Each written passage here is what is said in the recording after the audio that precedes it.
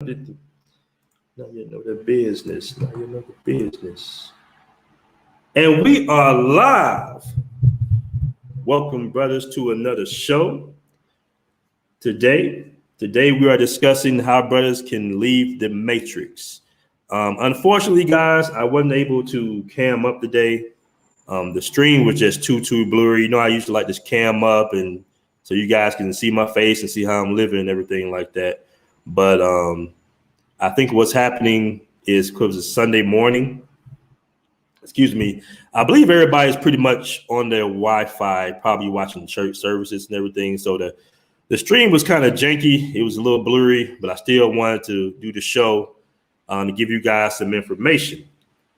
So apologies for not being able to cam up, but everything else is going well out here. We are on full lockdown. I'm going to go ahead and give you guys some updates before we start flowing, let a few people come in the room. So currently, I did a video earlier within the Facebook group. If you haven't joined the Black Men Travels Facebook group yet, make sure you join. That's what's on the screen right now currently. We are on what they call a 4-3, which means we are on curfew Monday through Thursday from 8 p.m. to, I believe, 5 a.m., if I'm not mistaken. And Friday, Saturday, and Sunday,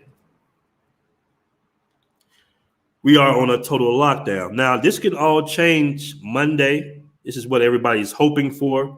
But unfortunately, the COVID cases in Medellin have spiked up a bit, and the hospitals are full. And it's getting pretty bad out here. I'm not going to lie. I do know a few people that have contracted COVID-19, unfortunately, brothers. So if you do decide to come out here, I suggest, you guys make sure that you're on your probiotics, your vitamin D's, whatever you can take to build your immune system up. That's number one. If you do decide to come out here, they make changes all the time. Here, the government is going back and forth. To me, in my opinion, this might last through the month of April. So if you can stretch your trip out to May, that might be better. But if you do decide to come out here, just realize that you can move around Monday through Thursday, right? And they do have day parties going on in Parque Jerez, right? Our brother Rob with Vibes, Rob's Night Lounge. He has day parties. Rob's VIPs open as well. And it's funny, man, because me and Rob came up with the day parties a couple of weeks ago. I told Rob, I said, you know what? In Atlanta, man, the day parties be popping on Sundays. So we threw our day party, I believe it was like a few weeks ago, last Sunday, just off of strength of, we had breakfast, and he opened up the Vibes Lounge. We had a great party. And what happened was the people at Parque Jerez saw that, and now everybody's opening up during the day. So it's funny how, brothers always setting trends no matter where they go, because everything was pretty much shut down until my brother Rob decided, we started to do a BMT day party. And since then, everybody's been opening up in Parque Jerez during the day. So Monday through Thursday, guys, you come out here, you can have a little fun.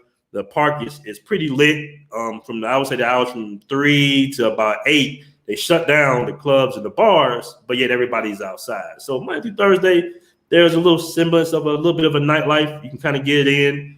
You just got to start really early. But currently on this 4-3 that we're on, everything is shut down. And I did a video earlier this morning in the group. I was walking around my neighborhood and I was telling people, the current state of what's going on currently in Medellin. I'm only speaking for Medellin only. The restrictions are different in different districts, right? So if you're going to Cali, Colombia, they might have something else going on. Cartagena, I believe, is open with a 10 p.m. curfew, but they're very lenient out there in Cartagena, is what I'm hearing. So a lot of the brothers that are in Medellin are going out to Cartagena. Give a few shout outs. We already got 56 in the room. That's what's up, brothers. When you come in, make sure you hit that like button because we're going to get the flowing in a moment. Now, this is an open discussion, so I'm going to open up the panel. I'm going to flow for maybe about 20, 30 minutes, and I'm going to go ahead and open it up because I know brothers have a lot of suggestions on how to go ahead and, move out the matrix. I just want to make it clear that, in 2021, guys, you don't have to necessarily, be 65, 70 years old or a military vet to be able to live overseas. I just want to get that out there clear to you because there's a lot of brothers out here that are young. They're in different fields like IT. I met a venture capitalist last week, a brother who works for VC. Last week at Sweet Georgia Cafe. Shout out to Rob at Sweet Georgia Cafe. If you're in Poblado or in Medellin, period, he has 2 locations. Great breakfast, great vibe, man. Make sure you check out Sweet Georgia Cafe. You can just Google it, Sweet Georgia Cafe, Medellin. It should pop on up. Good food, good vibes, good energy. The brother did a very good job of running his locations. But I just want to get that across, man, that, brothers, you can live overseas, okay, before you retire. And I'm going to give you guys some tips on how to do that during the show. And once I finish doing the tips, I'm going to let some brothers on, and then we can discuss, how you can move overseas. And we'll discuss a few other things. Once we get the flowing in the open panel on Sundays, it can get a little reckless in here. But yeah, let me give a few shout outs, man. Excuse me. We got 60 in the room. Let me start at the top. My brother Fred Moore Jr. says, what's happening, BMT? What's going on, brother? We in the building. All right. Shout out to Jamaican on the go. He says, brother, can you connect me with the brother who do Bitcoin and BMT, please? Brother, if you are in the private Facebook group, Black Men Travels Facebook group, you can holler at Bobby, Bitcoin Bobby. He's in the group. He's active. He's always doing posts on cryptos and stuff like that. So if you just join the private Facebook group, and you can holler at Bitcoin Bobby, brother. Shout out to Jay Dolly. He says, morning, bro. Is there any way to contact you about your time in the military? Brother, I was not in the military, brother. I know I speak with some military references because I was raised. My stepfather was from the military, so I have a lot of military lingo. But no, I was not in the military. Shout out to OK Okafor. He says, what's good, BMT? Appreciate that, brother. Shout out to JM Ramiro. He says, sup, bro? What's going on? Jay Romero said Mexico is still open. Yeah, man. I'm hearing a lot of good things about Mexico. I don't know what they did as far as the COVID prevention, but things seem to be wide open in Mexico, man. So that might be a good move for you brothers right now. If you brothers just got to get out the matrix, because I know when I couldn't travel, oh, man, I was going through it in America, bro. I'm not going to lie to you. So if you just want to get out, man, Mexico is wide open. Now, you can still fly to Colombia. You can still come to Medellin or Cali, wherever you decide to come in Colombia. But keep in mind, there are some current restrictions, like I just said earlier. Shout out to Got Them Going. Peace and prosperity, brother. I appreciate that, man. I really do appreciate that, brother. Jay Ramiro says, can you talk more IT fields? I'm currently studying IT and would like to live and work overseas. We got a lot of guys, man. It's a lot of brothers out here that are in the IT field. We got a lot of IT guys out here. So yeah, we can discuss that as well. Like I said, I'm gonna have an open panel. So I think my guys that are currently in IT, man, can explain it to you a little bit better than I can. I'm just gonna go over a few tips that I know, because what I decided to do was I just compiled a lot of information from meeting different expats here in Colombia. I always ask, hey man, what do you do for a living? Do you live here? Are you visiting here? What's your visa situation? Stuff like that. So we're gonna get the flowing, man. Let me give a few more shout outs. Juan Josh says, what's up, BMT? What's up, brother? K Hodden, salute to BMT in the chat. What's going on, my brother? Citizen Lou, I'm going to bring you on the panel if you're not busy a little later, brother. I'm going to send you a link if you want to come on and talk about IT and stuff like that, brother. Shout out to the Facebook user, King Sigma in the building. Never been easy to work online remotely and live wherever you choose. That's very, very true. Very true, brother. We got a super chat here. Hold on, let me get that real quick, man. Is Oko with a $5 super chat. I really appreciate that, my brother. He says, BMT, thanks a lot for showing us ways to escape the matrix. I will definitely pay attention. Yeah, man. In 2021, it's one of the best times to be alive, brother. I mean, you have a lot of ways to create assets now. We've all known about real estate, but you got a lot of brothers that's here living off of crypto as well. I mean, bro, talk about their crypto portfolios all the time. We had a lot of day traders out here, and unfortunately, when the stocks fail, I did see a few of the day traders had to go. So you definitely want to divest in your portfolio. What I would say is like a asset portfolio, a portfolio full of assets, things that can pay for your lifestyle, man. Keep in mind, brothers, that you don't need a lot of money to live in certain countries overseas, especially in South America. Colombia in particular, because that's where I'm living at, you definitely can live off a budget of like maybe $1,000 a month here. I mean, this is a very reasonable country. And if you have some, Colombian friends or you speak Spanish fluently, like my brother Citizen Lou, it's even cheaper, right? So it's definitely ways, man, you guys can live overseas now. Shout out to Brian Thomas with the $50 super chat. Brother, I really, really appreciate that, man. I don't take it for granted whatsoever, man. I really appreciate that, Brian Thomas. He says, peace to BMT. May we always fly high through the bluest of skies. I love that positivity, man. I love that positivity. The thing about Passport Bros, and I'm going to get the floor on the subject in a minute, brother, but I want to just preface this real quick because Passport Bros have been getting a lot of attention lately. A lot of hate, a lot of shade and hate have been thrown our way. One of the guys sent me a video of some Passport haters, a brother and a little Latino cat by the name of Kim123 did a little untruthful video about, brothers traveling overseas. Now he switched it up to American men now. He was specifically focusing on the brothers, but I think because he had a brother, he was on a show of a brother. I think it's called Red Pill Exposed. So we don't really get into all that, man, but I just see a lot of hatred and shade and energy be thrown towards the Passport Bros. But we're going to stay focused, man, because we live in our best lives. We travel in the world. We're dating exotic, beautiful women, whether you pay up front or down the line, or you like dating, whatever it is, whatever floats your boat as a man. Listen, we don't judge anybody in this movement we have here. We let men be men, okay? That's what we do. We don't shame. We don't police. We don't do none of that in this movement that we have here. Called Black Man Travels, man. So I just want to keep everything on a positive note, man. I'm not going to spend too much attention on the naysayers and the negative people. I got guys out here, very successful brothers out here, man. One of my homeboys, I ain't going to say his name, man, but he showed me his Shopify store, and the brother's making great money on Shopify, like $30,000 a month on Shopify. So brothers out here being successful, man. Shout out to the winner circle, everybody in it. Shout out to Pete, Eli, Kobe, Rob, everybody, man. We were networking, we were building. Brothers are opening up businesses, not only in Colombia, but in the Dominican Republic as well. Brothers are buying apartments in Brazil. Brothers are being progressive. But what some people want to do is they want to throw, shade on the entire movement because some brothers might participate in what's legal in these certain countries. That's the thing. You have to understand that, these people with these westernized mindsets, and keep in mind, there's plenty of prostitution going on in America as well. It's just not legal on the surface, but there's plenty of prostitution going on in America. But they try to push that, to the surface to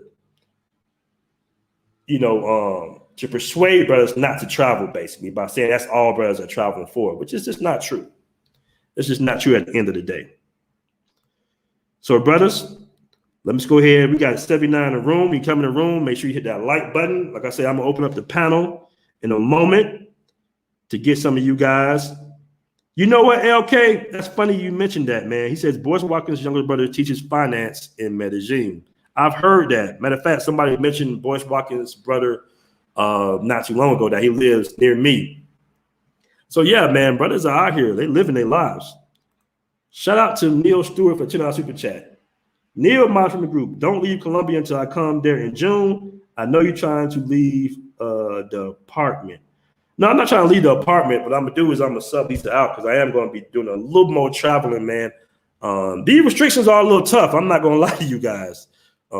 Medellin is a very much a party city, okay? Like, they party like no tomorrow.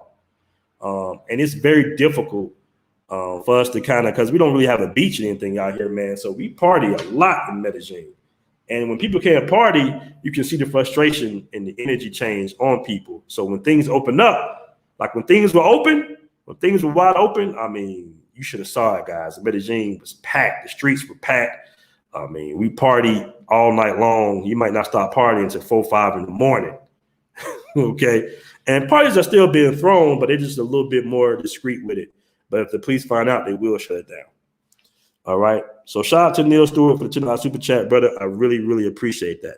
Now, as far as leaving the matrix, right? A few ways you can leave the matrix.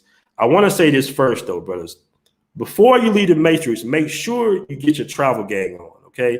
I don't want you guys just popping up at a random country and be like, okay, I live here. You don't know anything about the country. You don't need about anything about the culture. You don't know one word of the native language. I want you guys to travel for it. That's just my suggestion, right? I want you to travel the world first.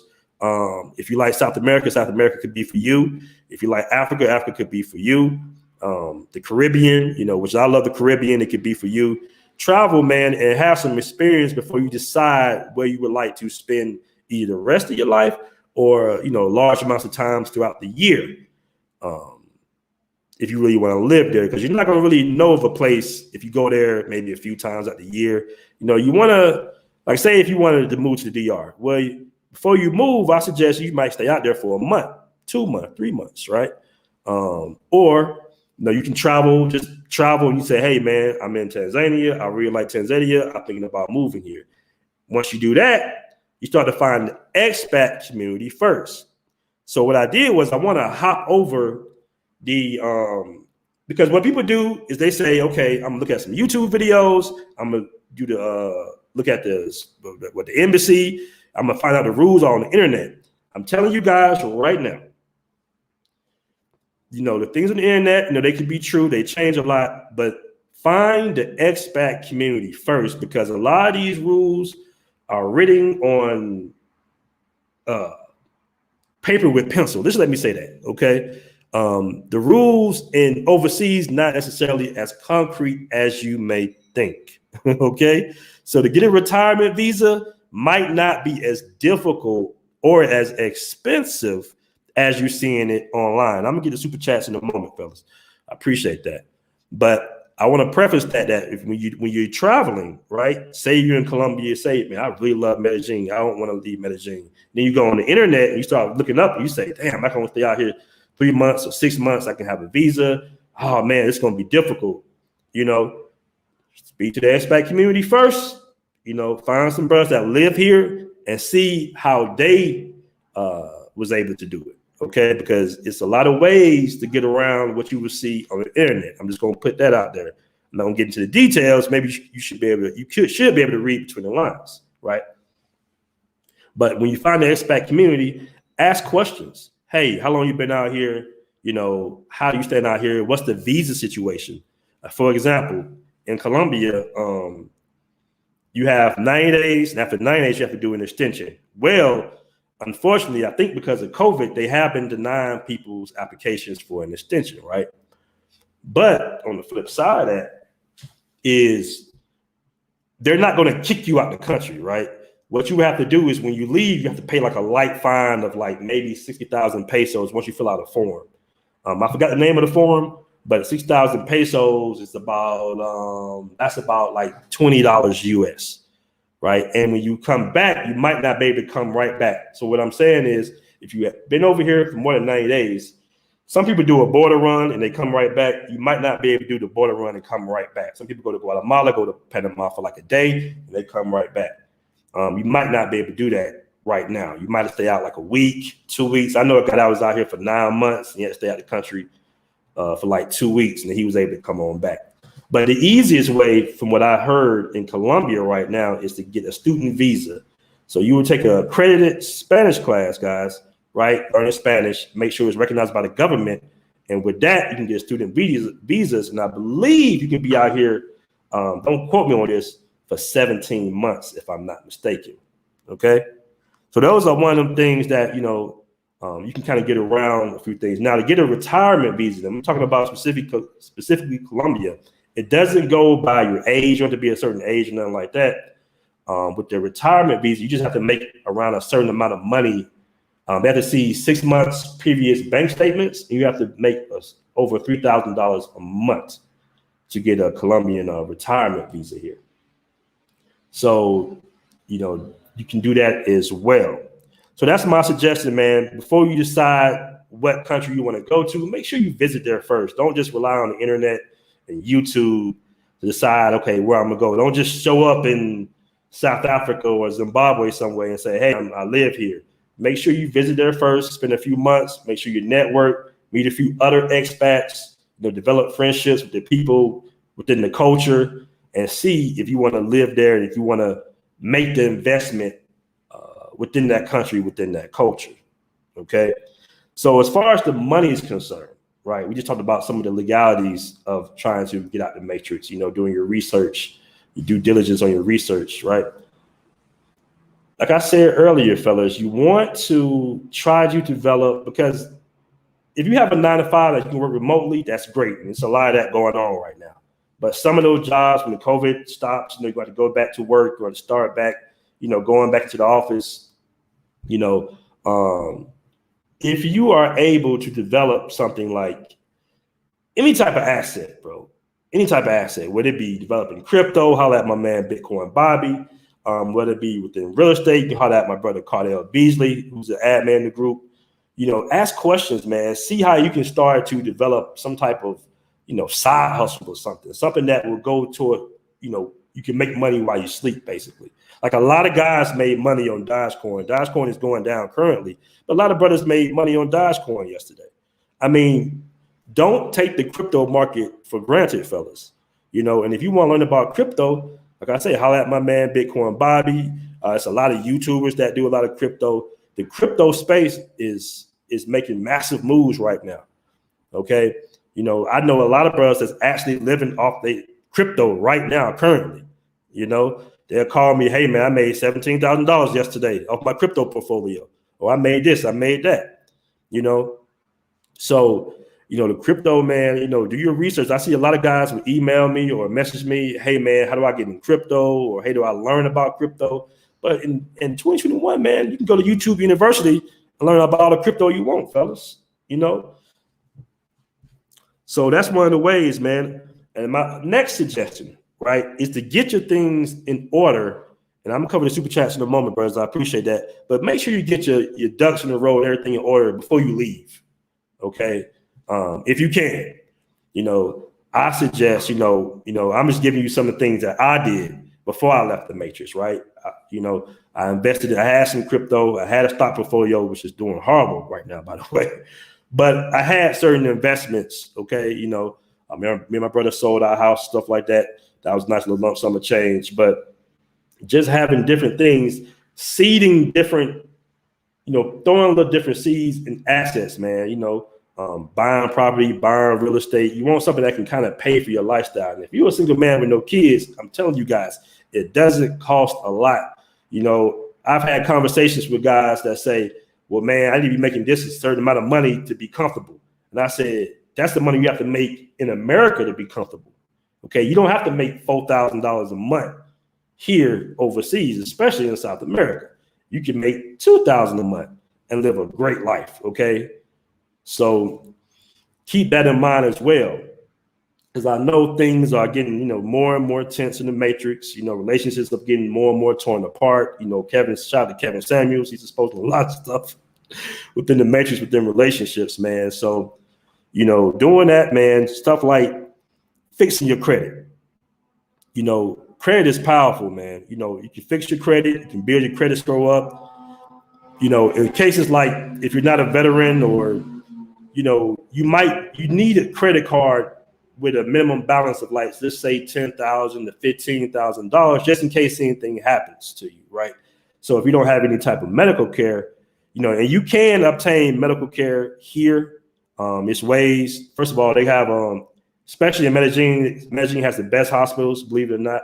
Right now, they're full because of COVID, but you do have, in Medellin in particular, you have hospitals that cater towards Americans. So you have people that do speak English once you get to the hospital. That's number one. And you can get like foreign insurance. So you can pay monthly for medical insurance. I believe it's called Cigna. It's a few of them. And you can negotiate with them, because I have medical insurance and I negotiate with them. They try to get me to pay almost $300 a month. I'm like, I'm not paying that. I'm healthy. I'm not going to pay $300 a month. And you can buy them down to about $100 a month, man. So you can get international medical insurance. Okay. I want to preface that, but you should have like a credit card, some that just in case something happens and you just need a lump sum of money, car accident, they want cash, something with the police, whatever it is. You want to have a credit card on ice, 10, 15,000, 30,000, whatever. So So you want to be able to kind of fix your credit before you leave the matrix, man. Credit goes a long way, you know, and it doesn't damage your savings. So if you're living off savings or you're not making a lot of money online or whatever it is, you know, you got that credit card with $30,000, $40,000 on it that you can kind of tap into when you need. All right. So building your personal credit up, fixing your credit, that's going to help. That's going to go a long way. And don't sip on business credit as well, man. I've interviewed like guys like my brother Eli, who has Credit Sync. I think it's Credit One Sync or Credit Instinct.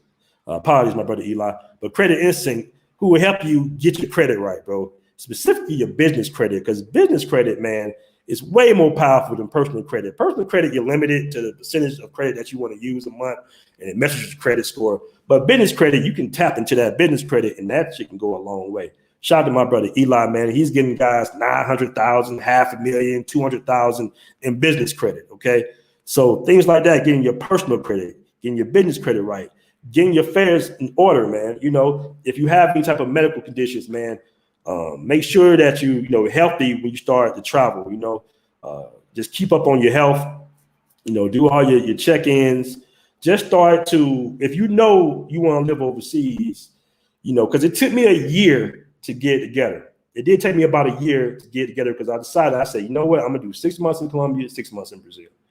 But when I got here, I noticed that the things I was reading online, people was like, oh, no, you don't got to do all that. Just get a lawyer. You know, a lawyer take care of that for you.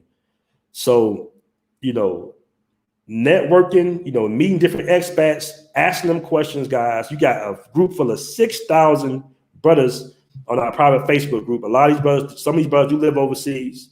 A lot of these brothers do offer certain services, right?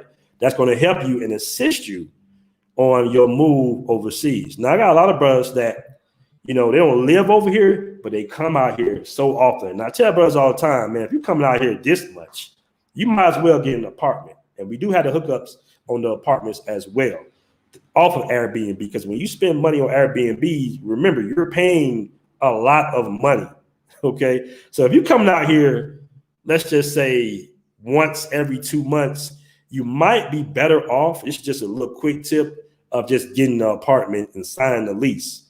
Get a 2-bedroom, right? And you and your boy can go in on the rent. So if the rent, for instance, is $500 a month, you can do $250 a piece a month. If you know you're going to be, that's going to be cheaper than getting hotels and Airbnbs every time you come down here. So that's always been my suggestion. You know, go ahead and you can get you a little apartment while you're not in the apartment. This is another tip for you fellas. Ask the owner if you can sublease it out to friends, because you're not going to be there full time. See, these guys just want to make sure they get their rent paid, and they rent to an American. That's a step up for them, because guess what? They like renting to Americans because Americans pay their bills. Americans pay their rent. Not only do Americans pay their rent, they pay more than the average Colombian will pay. Okay, so if an apartment's going for $400 a month, you're an American, you might be paying $600.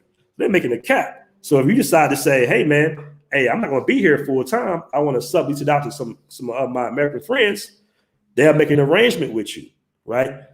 And now you can put your property on Airbnb, or you can post your property in the Black Man Travels Facebook group, right? And guys, now you have an asset. Now, depending on how much you rent per day, you know, your spot, now your apartment is paying for itself. So that's just one of the many hustles you can do, brothers, when you're traveling overseas. You know, I'm putting you guys on some game here, man, because I want you guys to be able to travel more, man. I know a lot of brothers get frustrated because they want to travel more. I get emails all the time. Hey, how y'all brothers are doing this? Man, join the private Facebook group if you haven't joined, because you get a lot of information.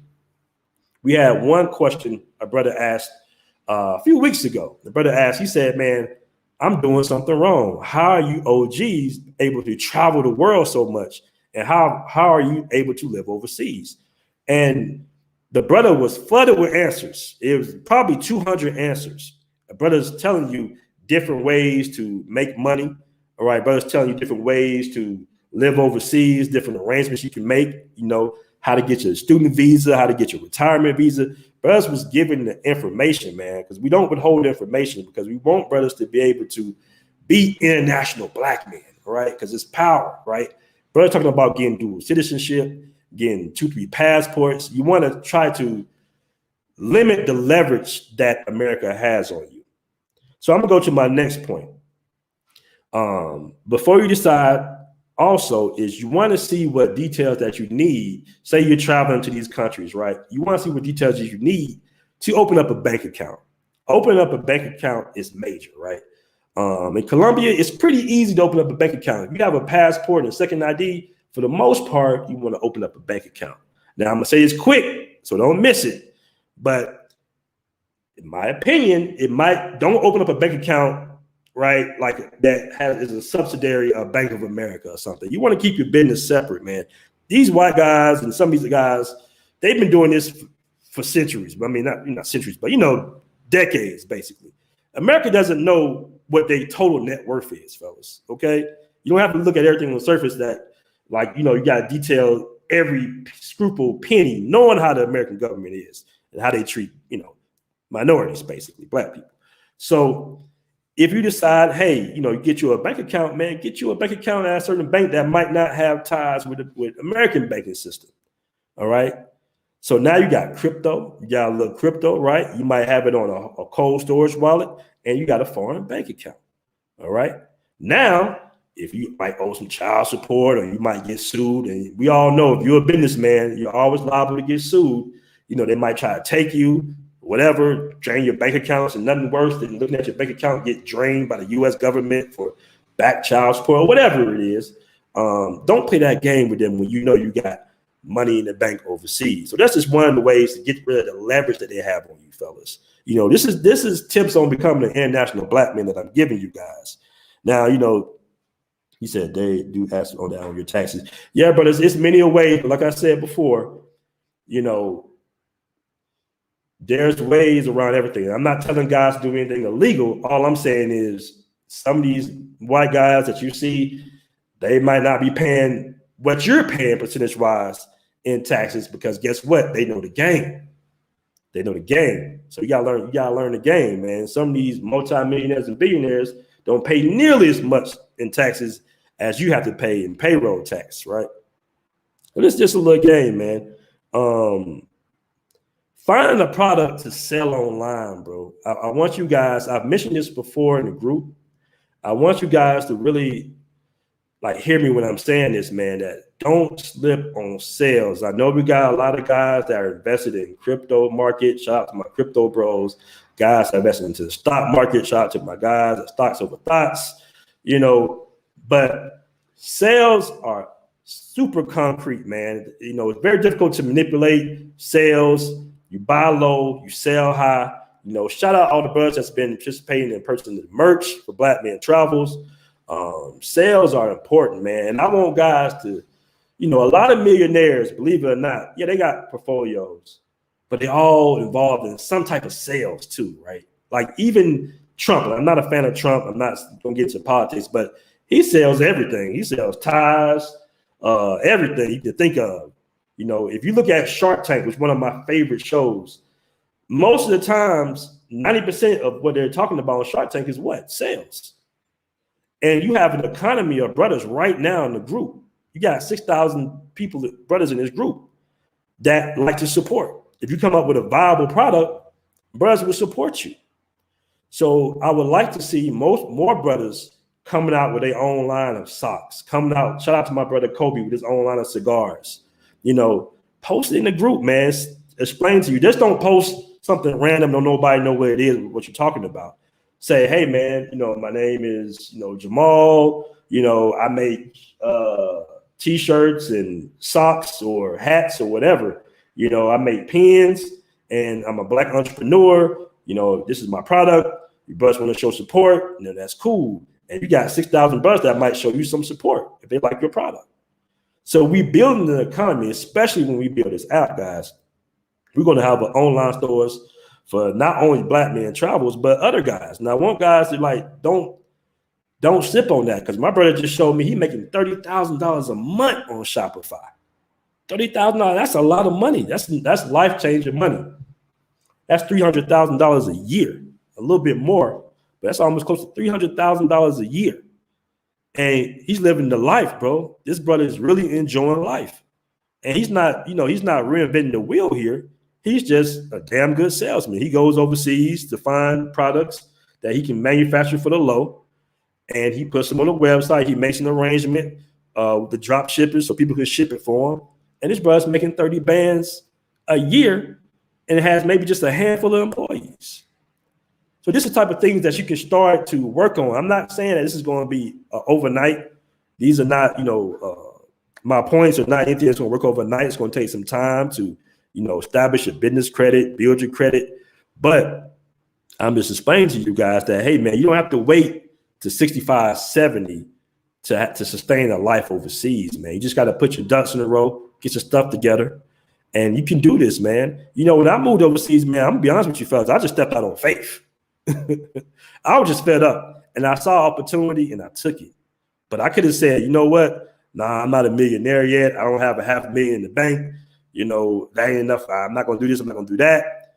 Man, sometimes you step on faith. And if you don't have any kids, man, some of my brothers who don't have children, man, you really should be stepping out on faith, man, because you only got to take care of you. And if you can cover your living expenses, what else is there more? Listen, in South America, you don't need a Benz, brothers. You don't need a BMW. You don't have to have a $3,000 a month apartment to impress women. Okay, you don't have to dress. You don't have to peacock as much like you might have to do in the States. Every shoe you wear doesn't have to be Jordans or Tom Fords or whatever it is. You don't have to peacock as much. So you can live a very simple and tranquil life and still have a beautiful woman in the kitchen that cooks and clean for you. Okay, now you might have to invest in learning another language. I study Spanish at least 6 hours a week. I take 2 Spanish classes a week. But that's something to be excited about. Don't be intimidated about learning a different language, man. Brothers, we are an intelligent group of men, man. Shout out to Citizen Lou, who speaks Spanish fluently. He helps me with my Spanish. When you're around different brothers that speak Spanish, right? Shout out to the Doc Ed, he speaks Spanish. That motivates you to say, okay, my brother's speaking Spanish here, man. I can speak it too.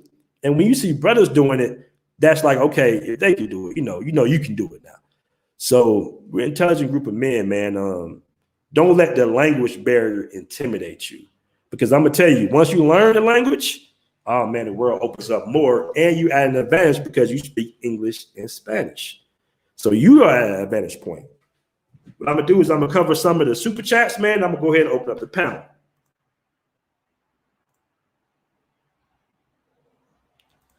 Shout out to Darius Harper with the $5 super chat. He says, does Eli offer consulting for getting business credit? He sure does. That's one of his specialties, actually.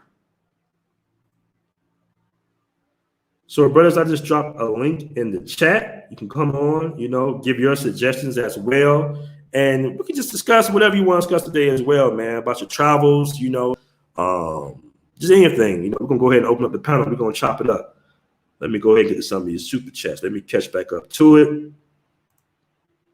Shout out to Neil Stewart for the $5 super chat. Neil Miles from the group. What's the name of the DJ you mentioned in the live as being the best DJ in Medellin? DJ J Brown, man. This brother is a dope DJ. He's been living in Medellin for 2 years. He speaks 6 different languages. So, yeah, and he's definitely a ladies' man. He gets the party started. He knows dozens of women, regular women at that. So, you can book him for a party or something. He's going to bring great music. He's going to, tell you how to move. And he's going to bring regular girls to your party as well, bro. You can't beat that because he's so networked in Medellin, Colombia. He's one of the top DJs here. And, he knows all the little hot spots, all the clubs. He speaks Spanish fluently. And, he's in tune with a lot of hostels as well. So with the hostels, you'll get women from Europe, Asia, it's all types of world travelers in those hostels. And they show up to his parties as well, Neil Stewart. So DJ J Brown, brother. Shout out to Shem Smith for the $5 super chat. What's up, bro? Keep what you're doing. I appreciate that, brother. Appreciate that, man. We're trying to get some good information to the brotherhood. Fitness and travel life. BMT, we're a business-minded community and we're being successful overseas, so we're going to let the haters hate. Exactly. I did an interview with my brother O'Shea on the King Gunter channel, right? And he was asking me, he was saying like, well, how many brothers is really, open up businesses? And I say, man, it's a lot of brothers, because overseas you gotta be on your entrepreneurship. Even if you have a job, even if you retire, you got money coming in, man. You gotta stay busy. You don't want to just, it's cool to live off a while, a month or two off your savings or off your retirement or whatever you're doing your job. But it's so many entrepreneurial opportunities here, bro. The red tape is not here like it is in America. Okay, you can literally go to a building, say how much you want a month. There's no like zoning restrictions or anything out here, bro. So you can say, hey man, how much you want for this building? Oh, this amount of money. Okay, boom. I'm gonna open up a little cigar lounge. I'm gonna open up a little club or something. There's no like, I mean, it's certain paperwork you got to fill out, of course, with the government, but it's not as restrictive, man. So yeah, brothers are making business moves. Brothers got Airbnbs, hotels, several clubs, like brothers are making power moves. And it's just not Medellin. You got brothers that own huge resorts in the Dominican Republic. I met a brother that owned a very nice restaurant in Cartagena. You wouldn't even know a brother owned it. You see what I'm saying? And it doesn't cost millions to play in this game here, fellas. You don't have to pay $1 million. Say if you open up a restaurant in downtown Atlanta, it's gonna cost a little bread to get that thing on open, and you got to pay the employees quite well. Here, man, the overhead is not as high as it would be in America, so you don't have to pay your employees a whole lot of money like you would in the States. All right, but so shout out to Fitness and Travel Life at $10 super chat. Shout out to Sydney Osley, 3Ds to success, $5 for the super chat. I appreciate that, brother. Shout out to Darius Harper with the $5 super chat. Yeah, I just covered that. Does Eli offer something for business credit? Yes, he does. CreditinSync.com. I will write a link in the description in a moment. Shout out to my brother Eli. Retired 2019, $10 super chat. I'm 58, retired with no kids. Thanks for inspiring me to travel, most definitely. So let me go ahead and get some guys on in the room. Let's go here. Shout out to my brother Citizen Lou. What's going on, brother? You gotta take yourself off mute, Citizen Lou.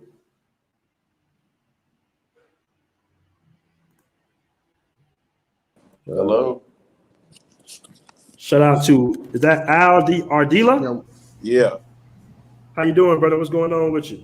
Oh, that man, just marinate what you're saying. That I'm really thankful that I'm a veteran and I got VA money that I could be able to stay and live here and just relax and live in life and stuff, and in the DR. So that's what I'm just thankful for. You know what I mean?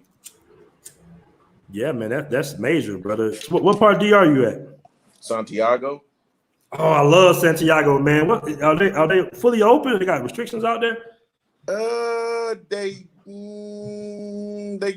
starting to get open up, but they still got that curfew. What time's the curfew out there? The curfew until like 9 o'clock Monday through Friday, and then but you have like a grace period until 12, and then at in the weekends it's 7 o'clock. And then you got the grace period of 10 until 10 o'clock to go back to the house or where you stay at. That's not bad. I love Santiago, man. I actually miss Santiago, honestly speaking. Yeah. Yeah. Appreciate you coming on the show, brother. Let me go ahead and holler at Citizen Lou. Citizen Lou, you there, brother? Yeah, I'm here, brother. What's up? What's up, Aaron? Hey, man. How's everything going with you, man? Going good. Just working on that app. Just definitely want to touch on it. I don't have an Android, so I'm only doing it on iOS. So sorry, Android brothers, y'all gonna have to wait a little bit. But I definitely figured out something that we're gonna do, and the app is gonna be invite only. Okay. So that's kind of how we're gonna get around that. You know what I mean? That way everybody can be in it. That's definitely something that we're working on. But yeah, man. You can sideload the app too if you want to. What'd you say, brother? Have you heard of sideloading the app? Mm-hmm. You can sideload the app. Like you just have to do is just they just go on the website and then or they'll do a link or something like that. Like some apps, like for example, the Gab app, like the conservative app, they blocked that and they just sideload the app through the web browser. And it's like that's a good idea. That's a good idea. Yeah, that's definitely gonna be a web component to it. Yes, but I'm just talking about for right now for the testing. But you're right though. No, I mean you're right. Now that's good because we were talking about that too, just in case they, whatever may unfortunately may happen. Let's say they report it and it gets taken off the app store, right? Yeah, we're gonna have a web component to it, so you can get in like your mobile, the mobile Safari and stuff like that. Yeah, that's definitely gonna be in it. But I was just saying just for the testing. But I really just was throwing shade at Android, but you're right, brother. There you go, bro. There you go. Son of Israel, are you there? Son of Israel. Yeah. Sorry about that. Nah, you good, man. How's everything going with you, brother? Oh, it's going well. It's going well. I always turn in on these shows talking about moving out of America because so I'm a younger brother. I'm 26. And I'm in here and I'm just gathering any information I can about getting out of the country because there's a lot of other younger brothers that's coming and finding these spaces, and through things like crypto trading, stock trading with dividends and such, we're able to see that hey, this is actually a thing that's possible. Exactly. Basically, once the bottom line of it to for anyone that's interested is that anything other than just leaving your money sitting in a savings account forever is going to get you those funds. If you don't have anything like that's that's a burden to you, you don't have anything like child support, you don't have anything like say a home that's underwater or a car that's underwater, anything like that. As long as you're basically free of your debts and you're able to have something that's going to bring you in good interest, bring you in good returns throughout the year, you can be set to go out into these countries. Some of the questions I would have though is for the trips, because we know some of the beginning funds that people will need is funds for a plane ticket, and we know that can vary when it comes to different airports.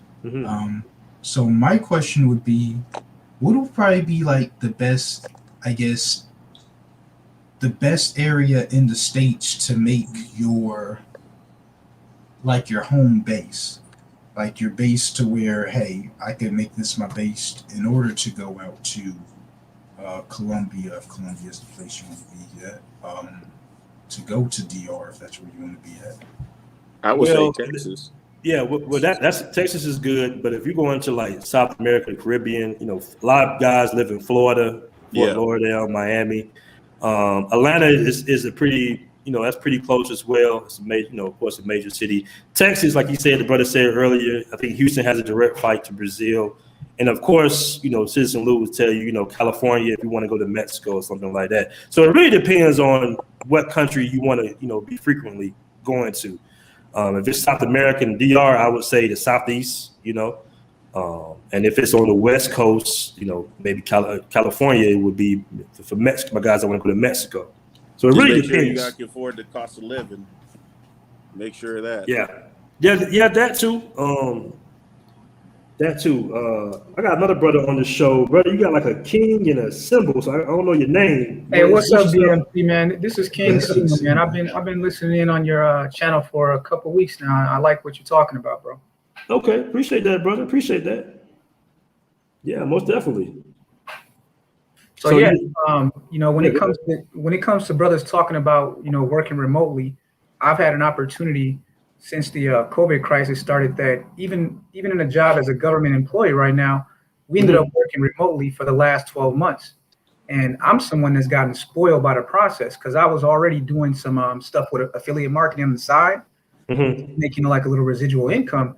And now that I've seen how much of what I do in my in the office can actually be done online as an employee, you become kind of spoiled by that. And I think what's happening with a lot of these companies as well, you see companies like Google and a lot of the Silicon Valley companies, they've already said they're going to a full-time remote for a certain percentage of their employees.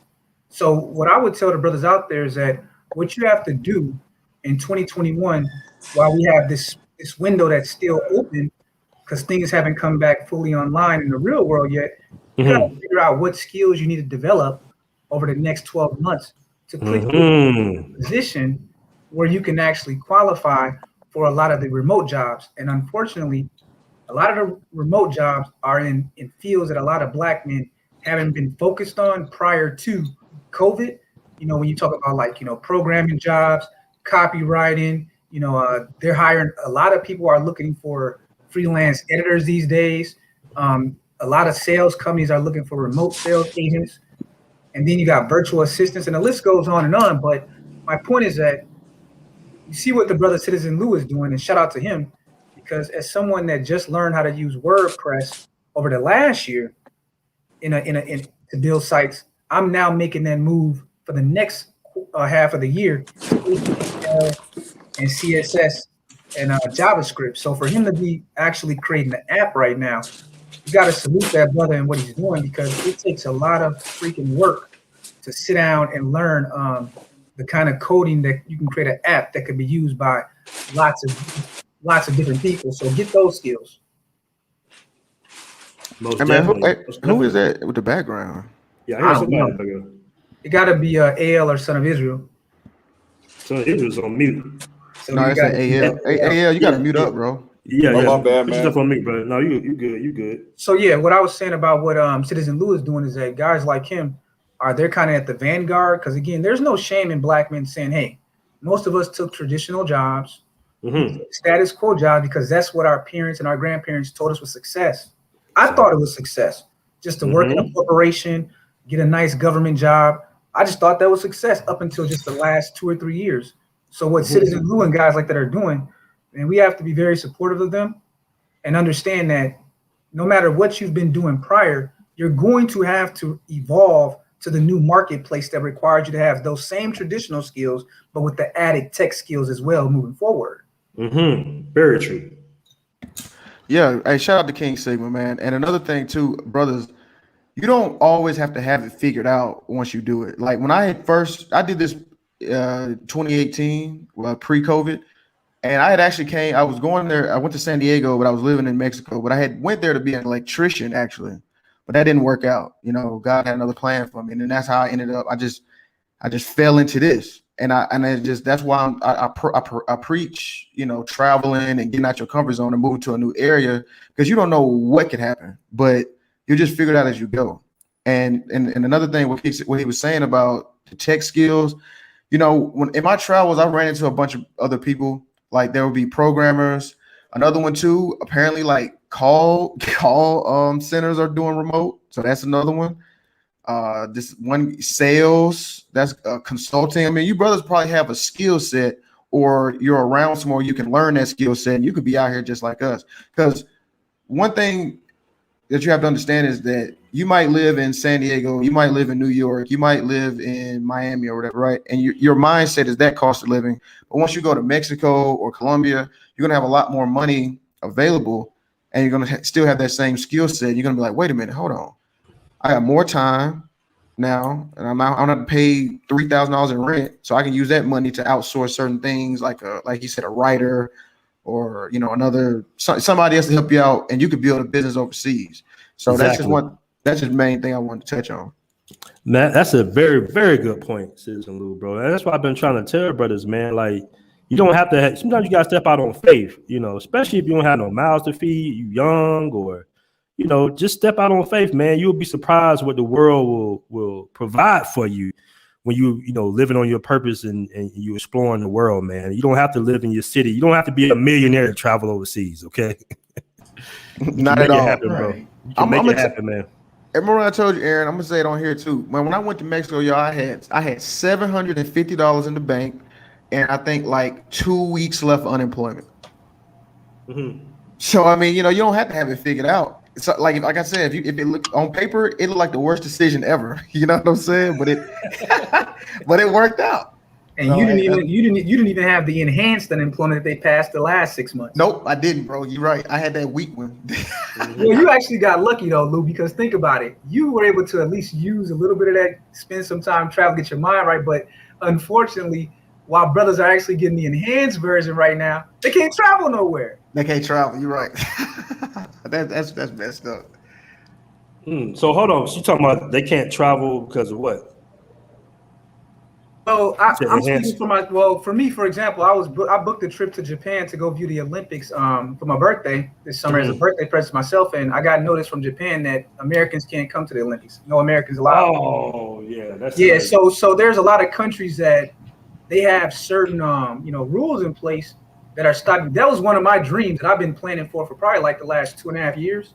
Is that I was going to go to Japan for the Olympics, and that would also be my first trip to Tokyo.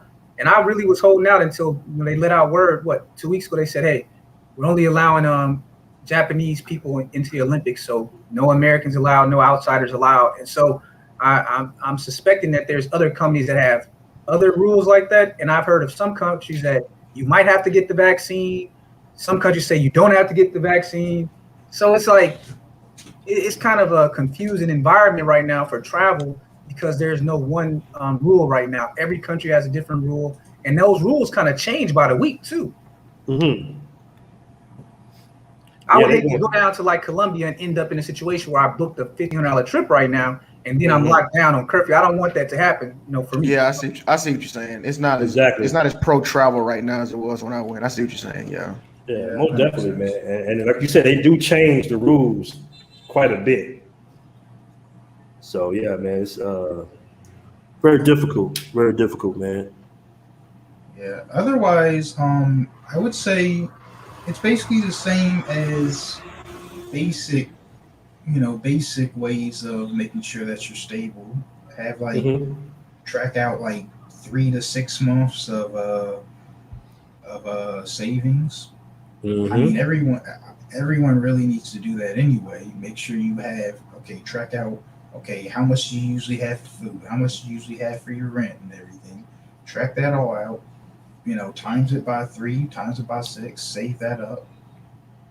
And basically, it's just good to make sure that you have like an exit strategy also. So, if you have to exit from out of another country, make sure you have the price for the plane tickets. Make sure you have the price for getting yourself 1 month back at the States. And then once you have your entry plan and exit plan good, make the jump. We already got a group full of brothers. You got brothers already living in some of these areas. That's better than most people have. Before, a lot of people were just like, dang, I don't know anything in this country, and I'm just gonna like Sis and Lou say, make it on faith. But you got more than faith right now. Yes, that's very true. That is true. Because I had nobody. I was just going to ask you that, Citizen Lou. Did you know anybody when you traveled there? I didn't know anybody. The only reason why I did it because my homeboy, I couldn't get an apartment in San Diego, and he actually made a joke and was like, you could live in Mexico and cross, and I was like, what? And then it just it was a joke, but it ended up working out like in an amazing way. I like San Diego. Yeah, San Diego's tight. Yeah, man, that's the power of this Facebook group that we have, because you can simply just ask the question, hey, who's in Cartagena? Hey, who's in Rio right now? Hey, I just touched down. Any brothers in Costa Rica right now? And you guys, quick to link up because you want to link up with other Americans while you're overseas. And you just ask the brother questions. Hey, man, how long you been living out here? Just ask questions, man. Sometimes I see brothers coming out here and they don't know they left from right. And I'd be like, man, these groups of information, man, is powerful, bro. It's powerful. The network is powerful, man. Because brothers will let you know, what to do and what not to do, where to go and where not to go, and how to move, man. That's very important when you overseas. Don't take that for granted, fellas. So are you the brothers that run that site called expatkings.com? No. That's another brother that runs that site. Shout out to that brother, but no, we don't run xbotkings.com. Oh, Yeah, okay. and he stopped posting. So, but Oh, yeah, really? we were talking about him the other day. Yeah, he has a good site, man. Is there? Very good site. Did he just stop posting because he's not working right now, or did he the site is no longer resolving? What's Well, going it's on? up. I think he made a premium side to it. 'Cause a lot of the good articles I couldn't find anymore. So I guess you got to pay like the premium now. So that's probably what he's doing. He's probably just doing it like that because the site is still up. Okay, I'll check it out later. Gotcha. Yeah, that's another way you guys can make money. I mean, don't sip on the blogs because I think I read one article where he said he made like $1,200 in 1 month off that blog. So it's viable, man. You know, people still read blogs. People like information. You know, it's plenty of ways to make you some money now, man. I know I read an article where some chick was making $300,000 a year off of Fiverr. So if you have some type of skill set that's marketable, right? Like say you edit videos or you code websites, you can literally just make a post on Fiverr. One guy was making a lot of money off of writing for different blogs. So ways like that, man. This 2021, you don't have to necessarily have a traditional 9 to 5 to survive like you would have to do in the 80s or 90s or something like that.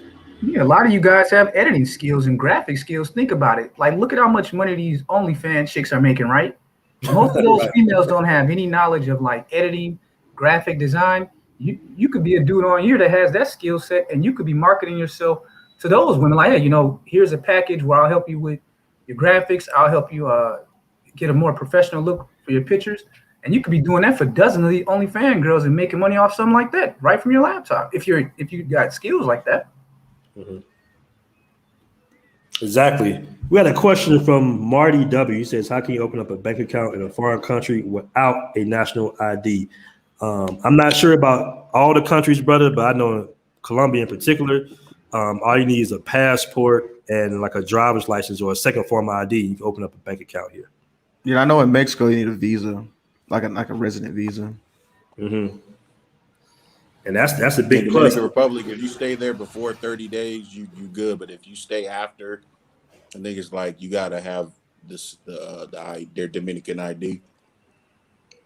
Okay, so you stay. So basically, when you touch down, you can go ahead and get a bank account. But if you wait over 30 days, from what I understand, some banks they can accept that. But if you stay a certain amount of time, they'll you're like a resident to them. Okay. I mean, that's good information. That's very good information. Appreciate that, brother. Yeah, because I tried to get a bank account after 2 months, and then they're like, nope. I have to leave and then come back and do it. Oh wow. There's a lot of little strange rules in these countries, but it can get done. That's the main thing. It can get done. But some of those countries have like satellite relationships with some of our large banks in the U.S. Because I know like banks like City Financial and some of them do. You have to you have to do your due diligence and find out, okay, what umbrella are you under? Because that's very true. Because I think Bank of America owns. Yeah, I was about to say Bank of America. Yeah. They own a few banks in Colombia, so you just got to do your due diligence, man. There you go, right there. So for you guys that are looking, if you know that you want to go to Colombia and you're thinking about expatriating, then start a relationship with Bank of America. And something I noticed with banks these days, man, the more you get in your savings account, because a lot of you brothers are big into savings and the in-ticket trips, the more the banks give you on your debit cards. They be begging you to take on credit cards, right? You guys ever seen how your bank, like, let's say you get like 5,000 up in there, 10,000, then you get to like 20. Once you get over 20K saved up, you'll notice that your bank will start giving you like automatic extensions and ceilings on your debit cards and your credit cards. Because one day I got an email from the bank, and they was like, "Yeah, we gave you a greater limit on your ATM." I didn't request it or anything. And then they're always begging you to get credit cards. So try to get relationships with those banks that have those multinational relationships. And also, even when we were talking about employment earlier, you got to look at companies like Google. They're building like off-site locations in a lot of these countries that brothers are traveling to right now. Very true. Very true. I think even Vin Diesel was making a big film production company in Dominican Republic right now. So a lot of those jobs that cats have in Atlanta, like as far as production, including myself, he's going to be hiring a lot out there in the Be out DR. there in Puerto Plata. Exactly. Oh, really? Wow. That's impressive. See what I'm saying? Like you said, Vin Diesel's doing that. Yeah, he's been opening up a big studio out there. See, and then you got brothers like that. They're not sitting up here worrying about what guys that are, living in their mama's basement are saying about them. No, seriously though. Hey, I appreciate that because I'm about to throw some shade soon. So I'm glad you threw some shade. Oh no, this whole thing has gotten so out of control, bro. So it's just good that brothers are kind of being shrugging it off and then letting them know what it really is. But let's be honest. When you talk about a dude like Vin Diesel, you talk about Snoop Dogg. I always go back to my very first trip that I traveled, and I'm talking about one of my best friends. He was one of these guys, right? Because the first time I ever made a trip was to go to Cancun, Mexico. Didn't know anybody that ever been there from my own circles, and I never had a reason to go until I watched MTV Spring Break. That was enough for me. I saw what was going on and how much stress I was having in school that I said, I'm going to that spring break. I asked everyone I personally knew in my inner circle to go. Why you want to go to Cancun? Why you want to go there for? And all the time, you know how they used to have the rap videos with the spring break and all that? Mm-hmm. So here we are, Snoop Dogg and Pharrell and them telling us, Ludacris, how they're going to these places. Ludacris in Rio, he in Africa, Snoop Dogg and Pharrell, they're down there in Rio. I'm seeing all this on television. But all the dudes around me watching these same shows, they don't see a reason to go explore something new. So to take my first trip out of the country, I was just happy to be at my college basketball court playing a pickup game with some guys. And I mentioned, man, I said, if I'm going down to Cancun by myself, because I didn't care. As long as I had money in my pocket, my family knew I felt I was safe. But they were like, you're going down there? I didn't even know these dudes that good. We just knew each other playing pickup basketball. Those were the guys that ended up going with me on my first trip out of the country. A bunch of guys that I just knew playing basketball, but they had that same mentality that they were not afraid to try something new. And they wanted to have, man, it was a great time down there, man. That very first trip. You made a really, really, really good point, man. And I want brothers to realize this, that sometimes you gotta break away from friends and family a bit, man, in order to travel, bro. Like you said, you just met some guys you had just met that had the same mentality as you, that wanted to explore the world, and you guys vamped out and had a great time. Sometimes the guys, like before I went to Brazil, man, like this guy been cutting my hair since I was a kid, bro. And I looked up to him. He was an older cat, right? This is when I had, I ain't always been bald, fellas. So that's when I had hair, right? And I told him I was going to Brazil, and he was like, "You going to Brazil? Boy, they gonna kill you. They gonna rob you. All the women got AIDS out there." And he had me going. I was like, you know what, man? He might be right. I'm like, I might need to chill. I might need to cancel my trip. But because I was involved in the Black Man's Option, rest in peace, Charles Tyler, I said, man, I told Charles Tyler I was coming out there. I didn't want to disappoint him. You know what I'm saying? I'm like, this man is changed my life and helped to change my life by telling me to get my passport. I wasn't thinking about no passport until I saw what Charles Tyler's movement. And I joined his Facebook group, and I saw other brothers traveling the world and not having any issues, and these brothers were happy. So, that, and I think another one of my family members was just like, man, I don't think you should go to Brazil. It's too dangerous. And I went, brothers, and I swear it changed my life. Let me catch some of these super chats real quick, man, and we'll get back to flowing. Shout out to Alexis McCullough with the $5 super chat. He asked, what if I like to open a chain of barbershops in Barranquilla and Cartagena? I would say that's plausible, bro, but keep in mind that, the barbershops here are pretty cheap, right, Citizen Lou? Have you been to the barbershop out here yet, Citizen Lou? No, I cut my own hair. Yeah, so I go get my beard touched up, man. It's like 10 pesos. And it's a lot of barbershops out here, too. So I'm not saying you can't do it, brother, but you just want to make sure you do your due diligence and your research before you, decide to do that, man, because I'm not going to say they don't make a lot of money, but I know I don't pay that much. And if you're used to making American money, I don't know if you want to invest in that, but do your research, brother. I'm not sure. Shout out to Neil Stewart for the $10 super chat, man. He says, you can't make money in the world this big. You're worthless, kid. That's a Cameron lyric. Shout out to Cameron, man. Yo, funny story about your boy Cameron. I don't know if you heard this, Citizen Lou, but I was in the barrios shooting a project for DJ Who Kid, right?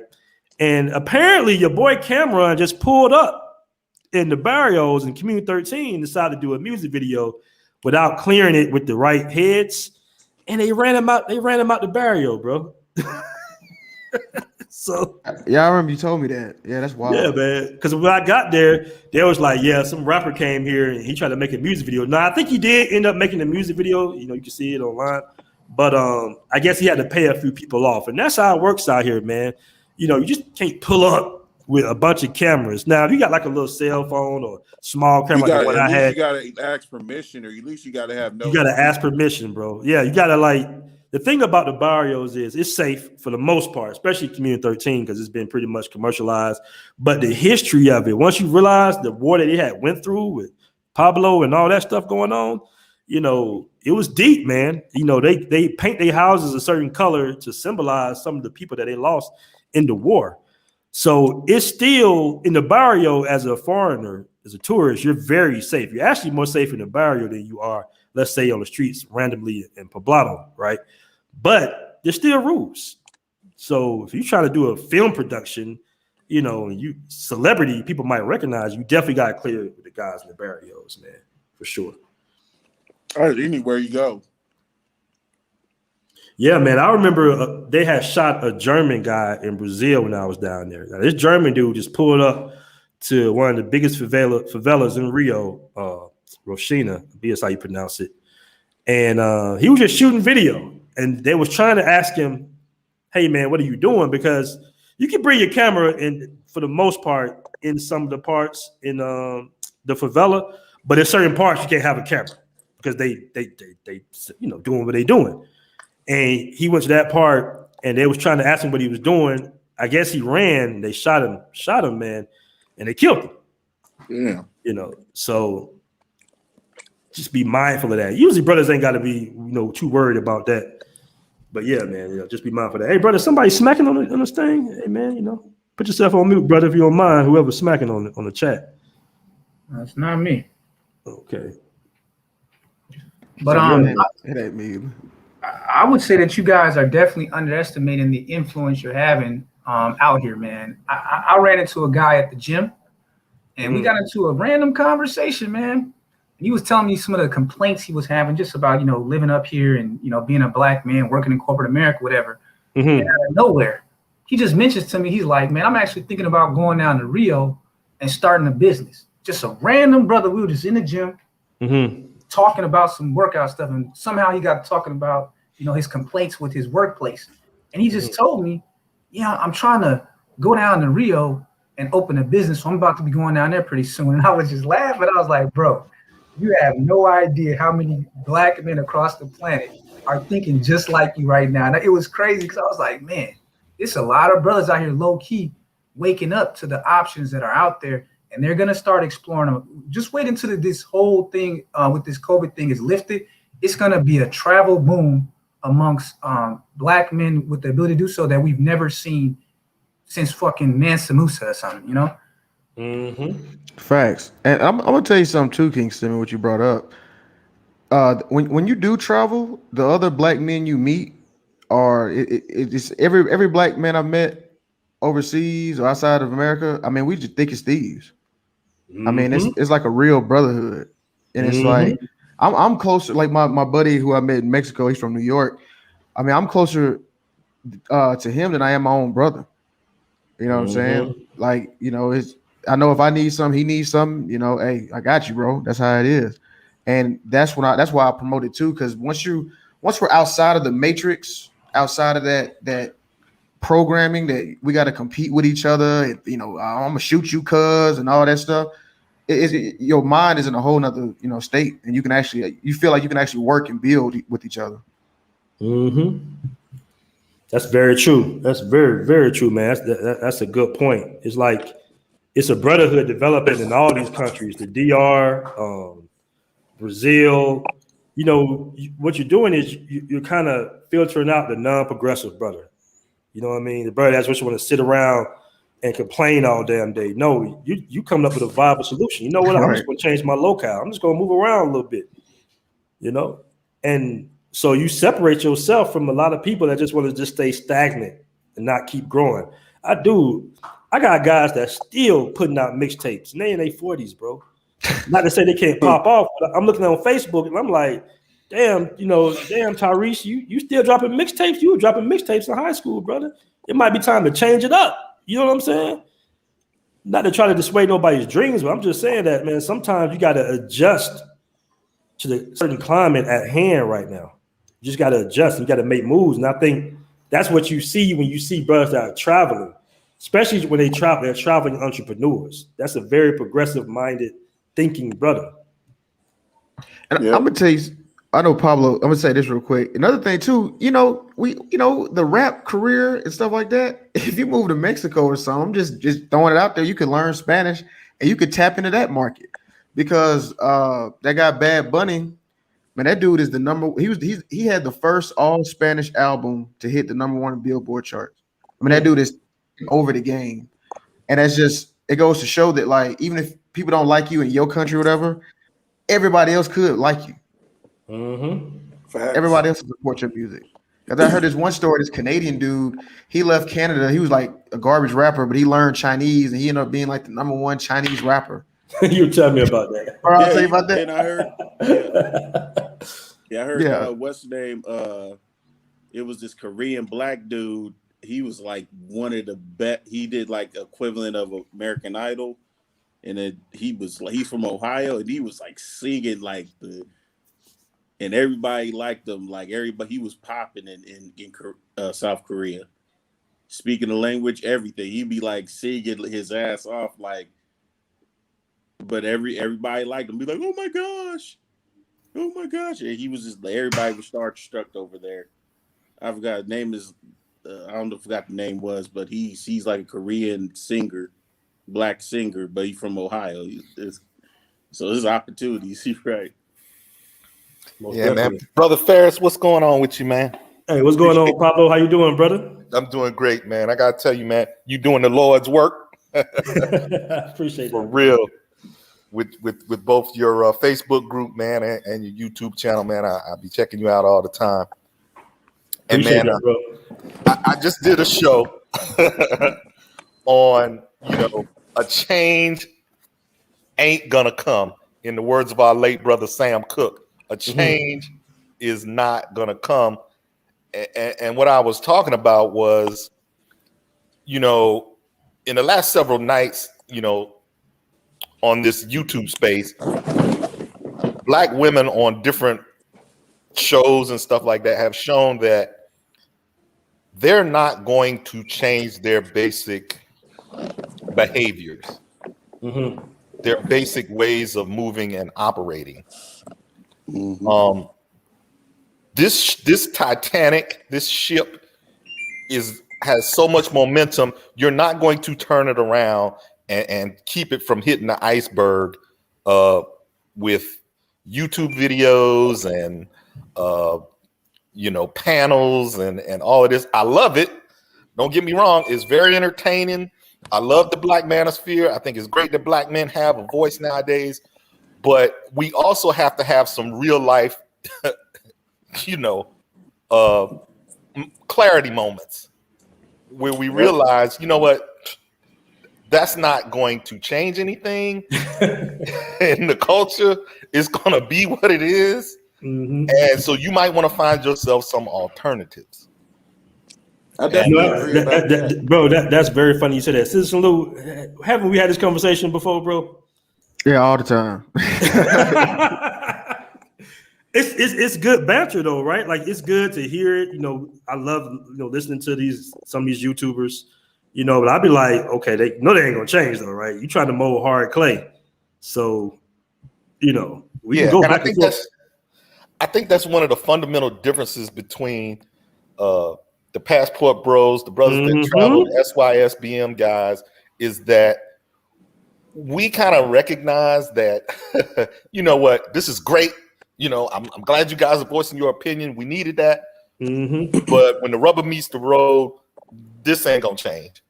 And when it does change, you will probably be so old you won't be able to benefit from it. That's very true. Hey, can I cut in real quick? Go ahead, brother. Yeah, man. All I gotta say is this: it's statistically was in Black as black 50 was it 52% of black men is single and childless, and you got to realize this, and that's what women trying to they say, oh yeah, we got the opportunities, but they don't realize 52% of men, black men, are single and childless. Once they realize, oh yeah, I can go overseas, you know what, that's even shorter. That that chance of pool of men, and talking about high value, talking about straight men, talking about different variabilities, they ain't got that much options, man. And then what's so crazy about this, what's going on, I mean, you can call me a sellout or a coon or Uncle Tom. I don't support Black Lives Matter, because I'm gonna tell you why. Look at Tamika Mallory. Look at the two lesbians, the co-founders. Tamika Mallory made a commercial, right? A Cadillac commercial. They didn't have no black men of transgender, but there's no black men. And what she said was so insulting to me. She didn't even talk about black men being leaders. She's talking about what black women are going to be leading the country. Are you serious? You know what? You definitely it's right. not about us. I'm definitely okay, cool. Well, she already got exposed, though. She got exposed. The Patrice Coolers chick, she got exposed last week. It's the same hustle in a different face, a different new age, but it's really the same game. And that game is really playing on the emotions and the anger of people that have real legitimate issues with the system that they're in. But what happens? Corporate America, Hollywood, they know this game really well, how to play on blacks. And so they put people like Mallory up there, Patrice, and all these other frauds and out of the pulpit pimps. And the only difference is that now it gets exposed, right? So they've been using this playbook for centuries, right? For generations. But the difference now is that we have this internet thing. So we can in real time, us regular down to earth people can talk to each other about what we see going on. And that's the thing that the corporations can't control. That's why it's exciting to see the growth of crypto and Bitcoin, because again, you're kind of watching how the corporate structure and the government are trying to figure out a way to bring this thing under heel and to control it, because they don't want that kind of competition for control. And it's the same thing with these public figures that they put out for you as black people. They're always going to try to find people like that. The only thing they don't understand now is how do you control this open system called the internet and digital money. And I think that's going to be what we're going to see a lot of in the coming years, is them trying to bring Bitcoin and crypto under the control of the government, and also how to figure out how to control this internet thing. So you see YouTube, Twitter, and we already see their censorship policies getting more aggressive and more aggressive. That's why I saluted Citizen Lou first thing, because what he's doing by creating an app that's independent, that's part of that decentralization that we have to master and we have to push. Yes, sir. Great point, brother. That's a very good point. It's funny, man, because notice that during this whole conversation, nobody has brought up foreign chicas or anything. We're literally talking about living overseas and achieving entrepreneur success right now. And that's major, man, because like me and Citizen Lou say all the time, man, the women just the icing on the cake. That just comes with changing your locale and being an entrepreneur, business owner, or just living overseas in general, man. The women just the icing on the cake, fellas. Right, just the icing on the cake. And it's funny too. I addressed this on the video, but it's like our group. If you really look at the group, 80% of it is like good information, people asking questions, people talking about business, people networking, and then 20% is like chicks. But everybody acts like all we do is talk about chicks. But you can really look at it, and it's only like 20% of it is that. So, but it is what it is.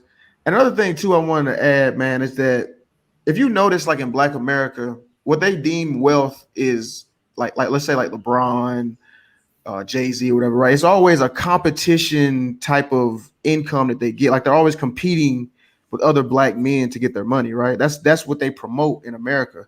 They'll never promote black men who are collaborating and creating things, because you're going to make way more money doing that than you are competing with each other. But they don't want to, see what I'm saying? So that's why everybody wants to be in the NBA and there's only 400 slots. Everybody wants to be a rapper, but there's only like They can't, you know what I mean? There's not that many out there right now. So it's a limit. It's a limit. Mm-hmm. Exactly, bro. Like a gladiator. They always put us in these competition roles. And like I said, if you move outside of America, then we work together. That's what I definitely wanted to touch on, man. The collaboration is better than competition. And the great thing about starting business abroad is it requires less capital than it does here in the US, right? Yes, sir. Because your dollar, the American dollar, can stretch so much further. You don't have to have as much capital to start up. You know, that's the attraction of it all. And for me, it's not always just about the chicks as well. For me, it's a lifestyle situation too. Let me tell you a personal story about my health. I was suffering from like high blood pressure, but I had no underlying health condition. I had no artery blockages. I had no heart disease. I had no other reason for my blood pressure to be high other than lifestyle and stress. I went away. I went to Medellin for, I want to say 5 or 6 days. I came back, my blood pressure was normal, or very close to normal. Of course. Well, you know, Pablo, that's why I always find it funny when I hear this straw man of safety, right? So you just pointed to the health issue. So we know two health things. We know two health issues that decrease when one travels. We know that what you pointed to, the stress level, but also we know that your sexual testosterone hormone increases when you travel. So that's the first two things, right? But I wanted to point to the safety part because I always get a good laugh off this. You can tell when you're talking to an audience of non-readers and actual people that read. Anyone can go look up the world statistics for like assaults, murder, and death of black men, right? There's no place on the planet where a black man is less safe than the streets of the United States of America. Now, facts. When you actually go look at a world map of all the violence levels, right? Here's what makes it really egregious what happens to black men in America. The top 10 countries that are most violent for black men, these are countries that have a population where you have millions and billions of like black people, right? So these were African countries that I saw on the list. You have to compare based on the number though. Black men are less than 6% of the American population, yet it's still the most unsafe place on the planet for black men. Not Zimbabwe, not Sudan, which those are some of the most violent countries in the world for a black man, but those are countries that are run and controlled, and 99% of people there are black. If you took the other groups in America out of the equation and you just looked at the black population, it's almost like 5 times more violent for a black man in America. I mean, literally than anywhere on the planet. It's not even close. And the countries you name, guess what? They have civil war and things like that driving up the deaths. Yeah. They're in war with each other. They're literally in civil wars. And black Americans are supposedly first world citizens in the United States, yet their rights are violated more in the United States. Not like it's just a little bit worse. It's a lot worse from a political rights, voting rights, civil rights, and human rights in the United States.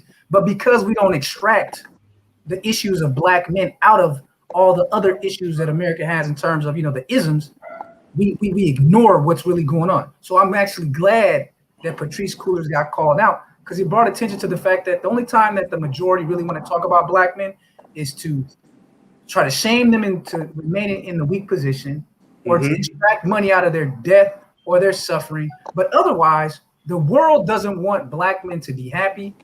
The world is happiest, and especially in the United States, when black men are miserable and are either utilities or being used in some other bad way for other groups. That's what they want.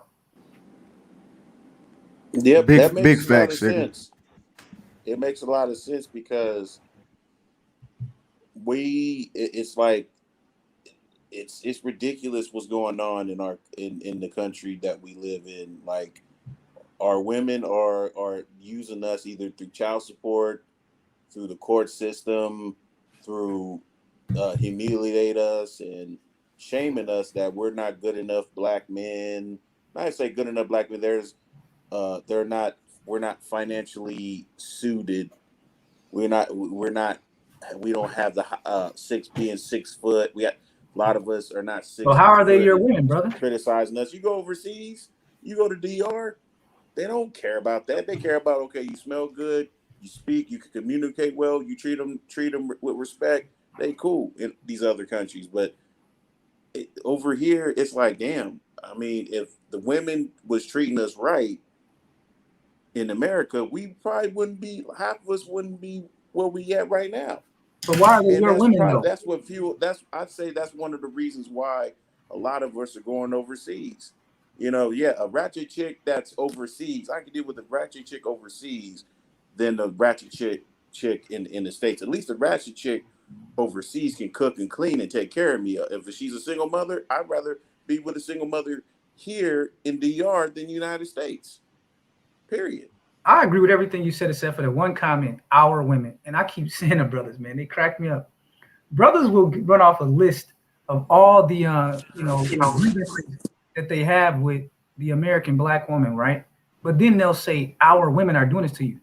Once you realize that you don't have control over these black women, in fact, one of the great things about this internet is that I love listening to these black women tell you how much they don't care about your issues, how they don't care about your grievances, how they don't need you, how they have a complete collaborative relationship with the power structure, and they're going to keep enriching themselves off the power structures at your expense, and they don't care what you think. So at what point do you say, I don't have any control or possession over these women?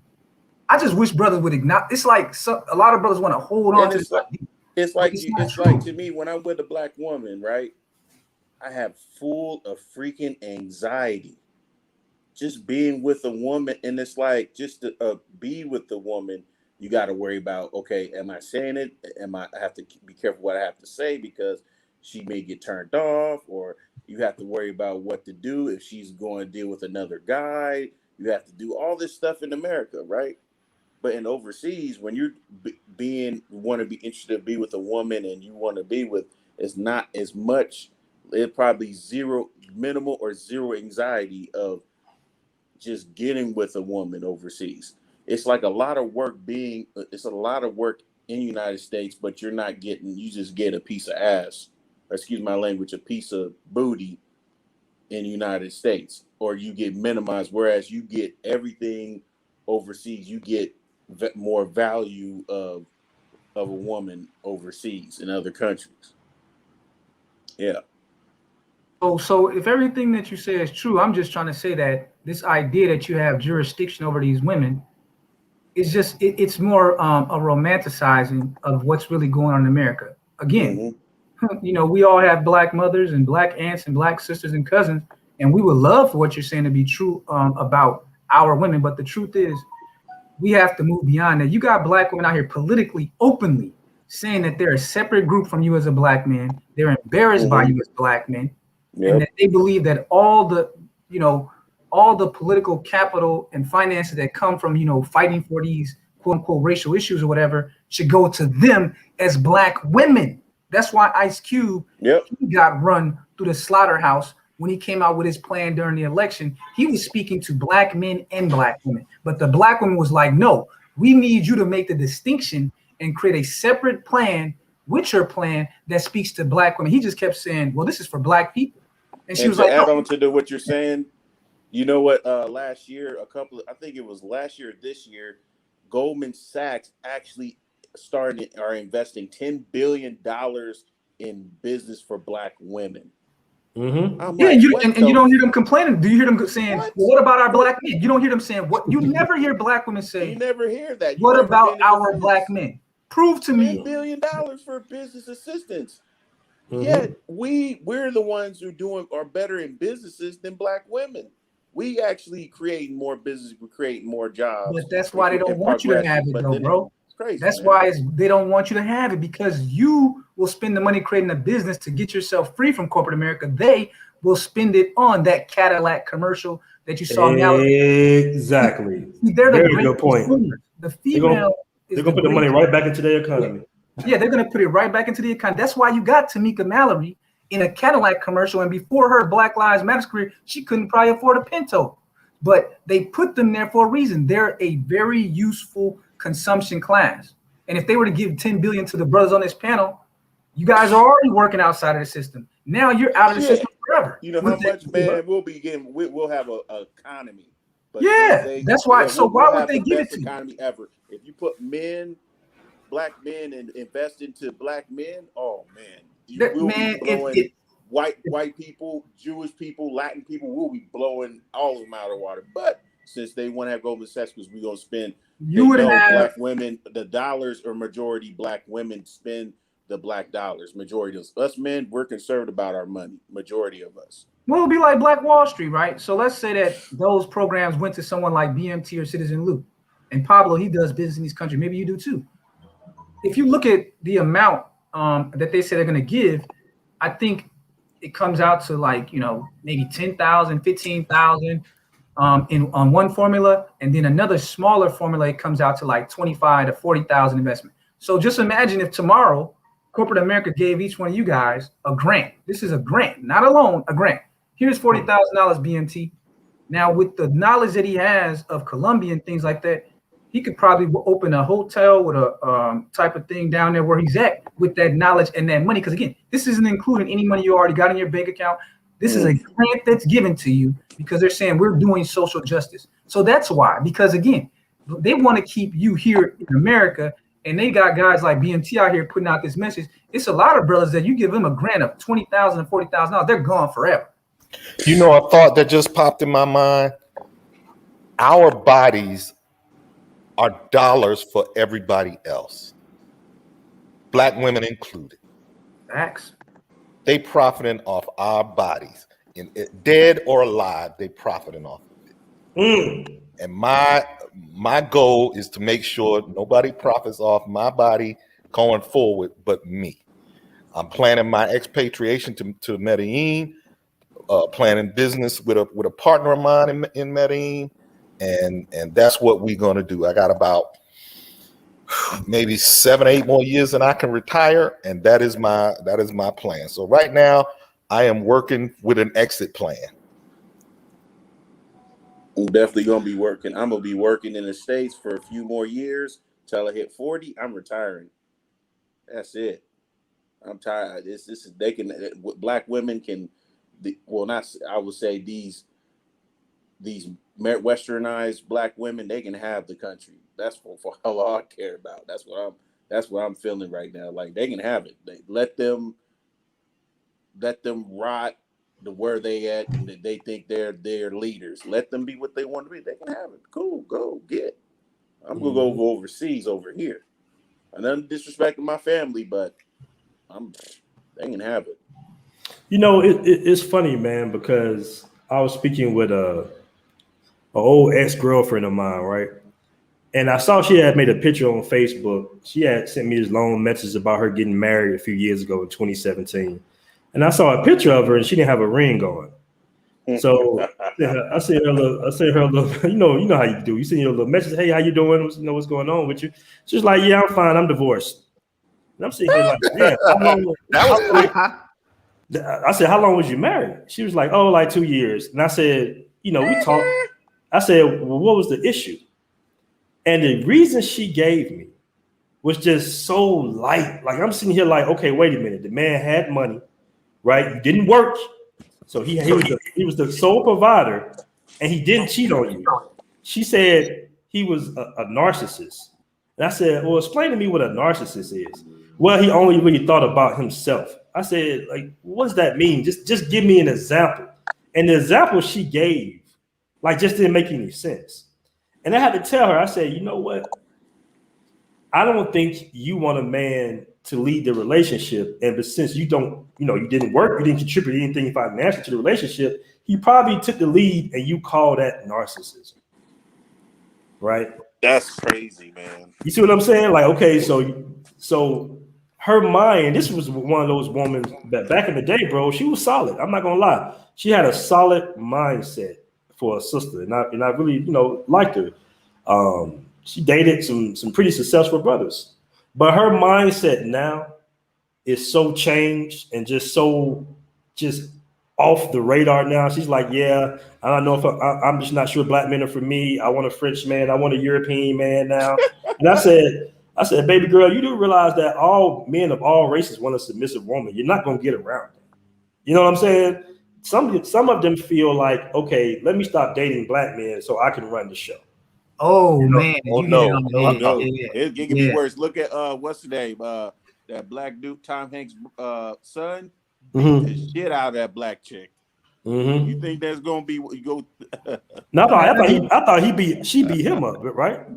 No, he No. beat the shit out of his that black chick. No, she beat him up. No, she beat him up, brother. Oh, I got a no, backlog even already. worse. No, the football player. Oh yeah, Okay, you talking yeah, about He's talking about Chad Wheeler. He's talking Yeah, about yeah, Chad yeah. Wheeler. I got you.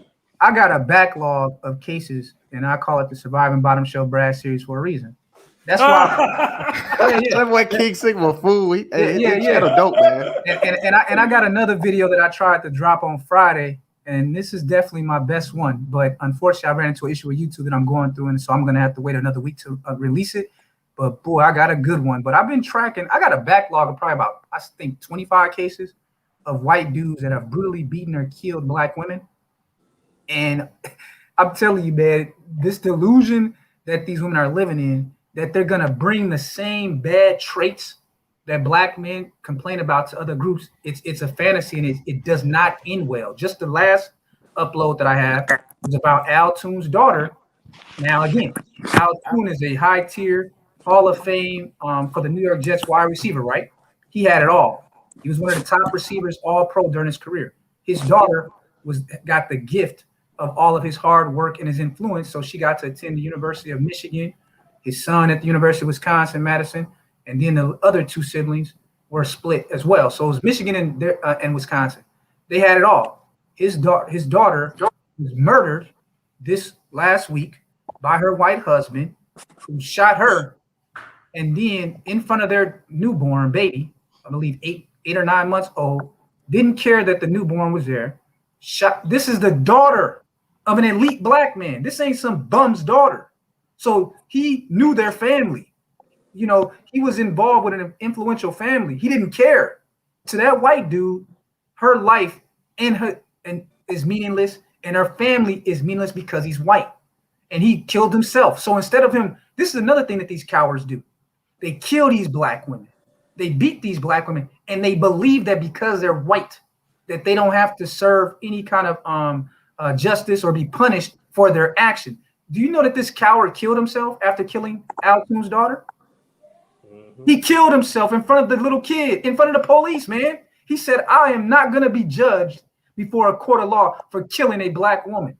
I don't care who has anything to do with it.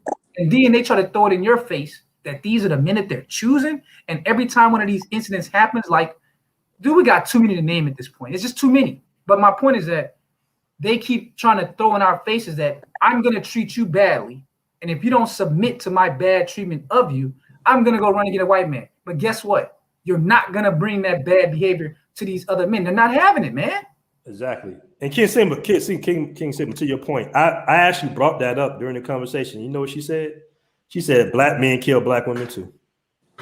I've heard, oh my God. Do you understand how many times I've heard that since I started doing those uploads, bro? From black women. I've seen black women come into my comment section, send me emails protecting these killers with that kind of reasoning that you just said.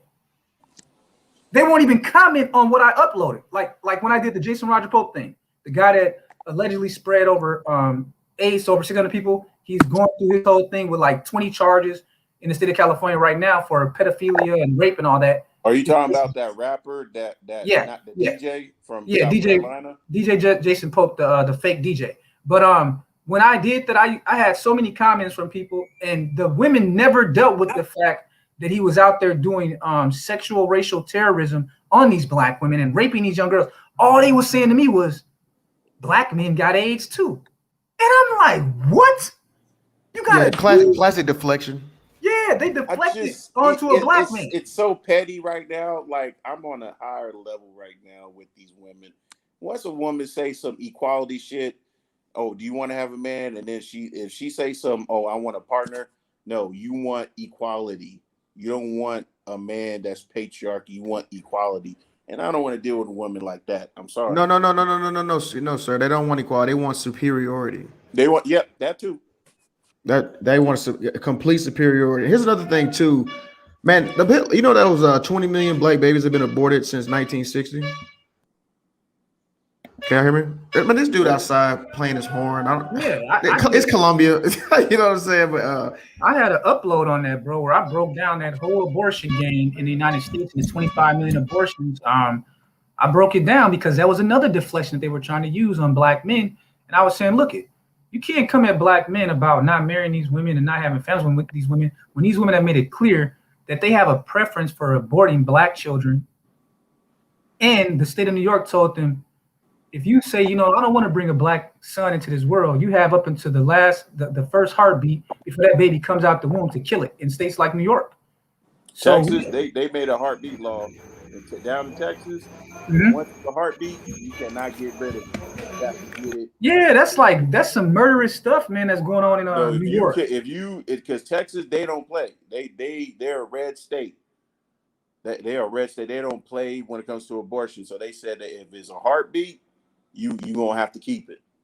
Yeah. See, America's the culture has changed so much. Just even in the last decade, bro, it's just getting worse and worse. And when brothers say, "Hey, I gotta go find somewhere that's just," even if it's only one step better, I would rather be there. I'm trying to get to the place that gives me the most distance from this culture as I can. But even if it's just one step better, I'd rather go there. So when we talk about like the way that the women look at the world now, man, I still have like my IG thing, right? And I know women who I've known for a while, and we've been cool or whatnot, even before they got married. So we had like a certain kind of relationship before they got married, right? These women are married right now, like the story that the brother was just pointing to, and they still contact me. Oh, how are you doing? Oh, I like you. I like you. And I'm sitting there like, wait. You're married. Married. Why are you DMing me? And you got a husband, or you know how the babes put up the little stories, right? The little IG stories that you can see if y'all follow each other. Yeah. And they'll like post like stories that every man can see, and it's like them half naked. And I'm sitting there like, and these are women that I know personally that are married. And I'm just saying that the problem with the Western women today, man, so many of them, they always think they can get a better deal, and they don't really take themselves off the market. So if they're in a relationship, even when they're married, the problem that I see in my own little circle is that these women are really never 100% off the market, man. King Sigma, you made such a major point. Most women I know didn't get married, but the ones that did get married, they still have an open line of communication with all their ex-boyfriends, bro. Yep. Whether it be through Instagram, Facebook, they're gonna at least once or twice a year, you will get a message from a woman that's married and it's just asking you, "Hey, what are you doing? Oh, you live in Colombia now? Wow, that's nice." Yep. And check this out. This is how you know we're in a true matriarchy, right? Like when a black woman wants to date out, she's congratulated. It's you go, girl. They do all this stuff. Like he don't even have to. Like she can make more money than the non-black dude, but they'll still be happy, right? But if you as a black man want to do it, then it's like, oh man, she just wants you for your money. You ain't. She gonna report rape on you. All this other stuff, right? And no other culture does that, to where the women are congratulated in dating out, but the men are shamed. Like we're actually supposed to be the one. Like we're not supposed to have any type of restraints on who we mate with at all. Let me add this too, right? This now. Okay, now it makes sense. Have you heard of Dennis Sperling? Of course. The lawyer. Yeah, I've heard of Dennis Sperling. Yeah. Okay, he did a video. I think he did like a video. And he said that when the slaves were free, they said about 45% of the owners were black women. Huh? So 45% of black women, 45% of slave owners were black women. So that means mentally, and I think in a traditional sense, black women they think they own us, but then again, it's just to me, it's just so jacked up, man. I believe it was 1830s was the height of like the plantation culture, right? And there was a female in North Carolina and one in Louisiana. They were not just the biggest black slave owners. They were the biggest slave owners in Louisiana and North Carolina in 1830 census. It was a black woman, and they got their land because what happened a lot of times, you got to remember, people lived less back then. And a lot of times these women were concubines, long-term concubines to white slaveholders. And what would happen a lot of times, the wife would die or the dude would die with no kids, and often they would leave their property and the slaves themselves and the land to these black concubines. So yes, you're 100% right on that. But they don't assume. Yeah, now it makes sense about black women or trying to be the matriarch. It makes a lot of sense now. And now it's what's so crazy is, oh yeah, you black men are messed up. Of course we make. I'm not saying we make some of us make more money, but majority of us you make more money than us.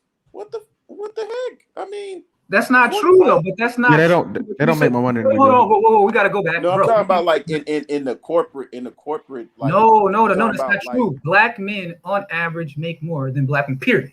So don't even go down that road because. But what I mean by this is like far as opportunities, like far as. Oh yeah, you're right about that. No doubt. There's about like more opportunities. Yeah, there's a preference. More, like far as the population is concerned, what I meant to say was, like far as colleges, education, they outpacing us.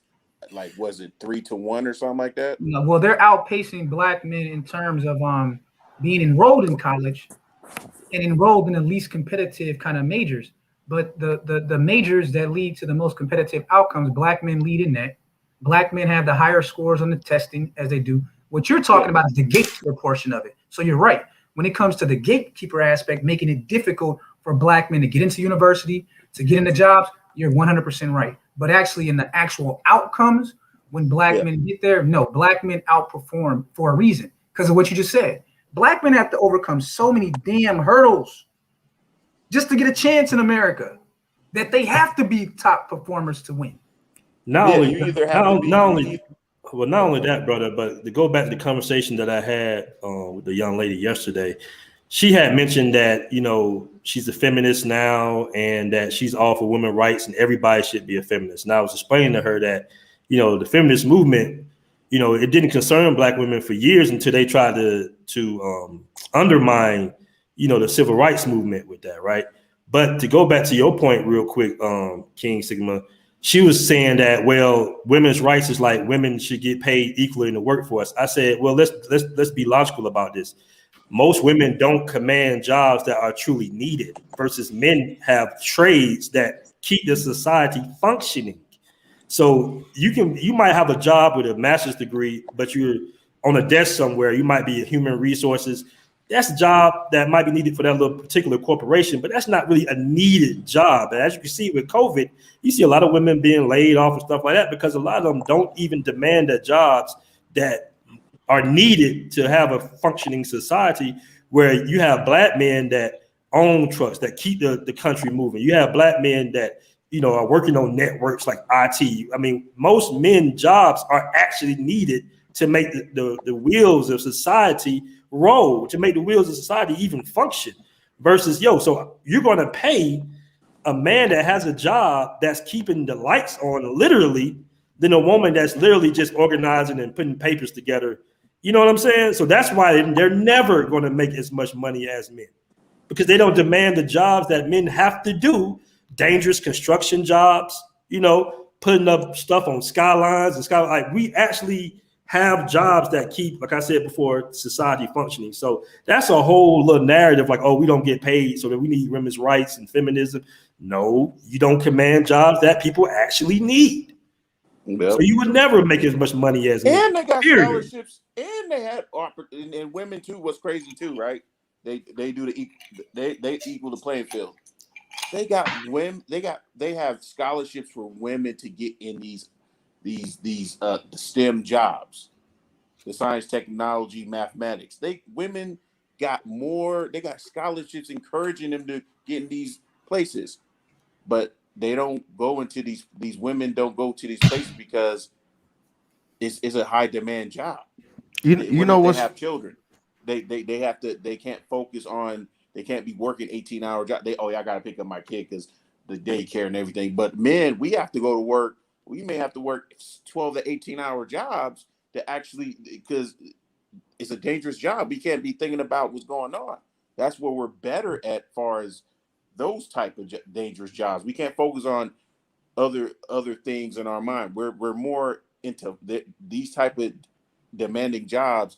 It can't be, oh, I got to be off this day. No, if we got to be off this day, it's going to mess up our business. It's going to mess up the operations. So these pivotal jobs that women cannot do, even if they had they were offered that, but they don't want to do it. They want the easy way out. They want to make more money, but they want to pay less. Like they want game, but they want gain, but no pain. Hey, I'm gonna say this too. We talk about dangerous jobs, not in the IT field, right? I was doing a job of 3 white women, and it's always funny how they bring up, like, they try to bring up women aren't represented in tech, and then I bring up, well, black men only make up like 2% of software development, and the conversation always got quiet.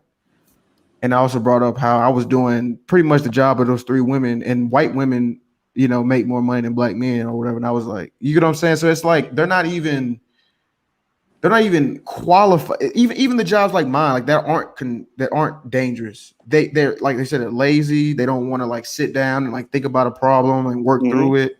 They just want to like give up and just be complaining all day and stuff like that. And it got to the point to where like I was trying to be nice about it. But I was like, bro, I really don't like want to work with. Well, I really want to work with y'all because like for real, like you're slowing us down. I'm telling you, in the military too, like women get away with murder. You're not a part of the intersectionality movement, and that's what a lot of black men are speaking out about, and that's what makes them nervous, and that's why they were silent when you said that, because they bought into all the stereotypes that black men are dullards, hypersexualized apes. I'm sorry to tell you, but that's been the messaging forever in America, and it's just because of this technology and panels that the brothers hosting now that we're able to speak about what we think, what we've experienced, and they don't know how to respond to that. Because again, imagine if you were a boxer and every fight you had, the other boxer's hands was tied. Remember in the movie Gladiator when the corrupt Commodus, remember how he stabbed Maximus before he went out there and fight, and then he put the gear on him so no one would know that he had stabbed him in the kidney, and he went out there and fought him. And he was 100% energetic and ready to fight this guy, but he stabbed him and cut him up before he went out there. That's what it's been like for this conversation. Black men have been silenced. Their tongues have been cut out. They've been stabbed in the kidney. But the world was told, no, that's not what happened. But now that black men have taken control of the narrative, they don't really know how to respond because they were used to fighting defenseless men. Mm-hmm. And now the men can fight back now. But hey, thanks for having me on BMT. Shout out to you, Citizen Lou. Good luck with the app. And the other brother, I can't see his name. Shout out to you. You all have a good Sunday. And, man, just keep pushing and keep these good panels going, man. That's what's up, bro. Appreciate you coming on. Salute to you, brother. King Sigma. But yeah, man. It's been a good show, man. We really flowing today, man. These Sunday shows are pretty tight, Aaron. Yeah, well, you usually do the panels on Sunday? Yeah, we're gonna start. Yeah, but most time we do panels on Sundays, bro. Like probably like a little bit, not this early, but usually it's a little bit later. But I felt the energy. I said, man, let's go ahead and do a little show today. Get this thing popping off. Doing a YouTube channel. For real. You should, man. Everybody should have a YouTube channel, in my opinion. Yeah, I've been posting them on my channel. Yeah, man. You had a stream. I had caught it. I'm like, oh damn, I didn't know you had a stream, brother. Yeah, it was a stream. It was called "Why Black Men Should Not Learn Spanish in 2021." It's kind of like a cautionary tale. So this dude in North Carolina, he spoke Spanish, right? But he was working with the cartel, and he got murdered. So that's what I'm saying. So because black men in America, we love this gangster culture, this Pablo Escobar, Young Gotti. We love that stuff. So that's what I'm saying. Like if you learn Spanish, or I help you learn Spanish, don't get into no cartel stuff, bro. You should not learn Spanish to do some stuff like that. You can make way more money. I'm not laughing, but getting killed. But he's like, no, Spanish cartel. Because in a way, it's kind of like interesting too, because the dude was actually pretty deep in the cartel to the point where he knew where the stash houses were and stuff like that. So, you know, like I said, man, Spanish will open up doors for you, man. But I don't want y'all knocking Just on the avoid the door. cartels. Exactly, bro. Yeah. Avoid the cartels. Stay to yourself. Pay attention. Just have street smarts. Don't mess with no people that's associated with that. Like, oh yeah, if some say talking about cartel, nah, I'm cool. I'm about to go. I'm gonna be busy, bro. Charles Jones. I just explained. It's a joke, man. I do want brothers. I seen the comment. I do want brothers to learn Spanish. It's just it's clickbaity, you know. Oh, but it's funny. But yeah, man. Well, brothers, I appreciate y'all coming on, man. We've been flowing for about 2 hours. I don't be wanting to make the shows too long. So, man, you know, Citizen Lou, appreciate you coming on, brother. And brother, I can't see your name anymore. Is that Aldi Ardila? Aldi Ardila out there in the DR. I appreciate you coming on as well, fellas. I really do, man. We're gonna do this next Sunday again. Okay. Yes, sir. All right, man. Y'all take it easy, man. Y'all have a good night. Salute, brother. Salute, brother. Salute. So yeah, fellas, like I said before, man, I appreciate everybody joining the panel. We got a lot of good information on, you know, as far as, you know, a few ways brothers can leave the matrix. So hopefully you guys can intake some of the information.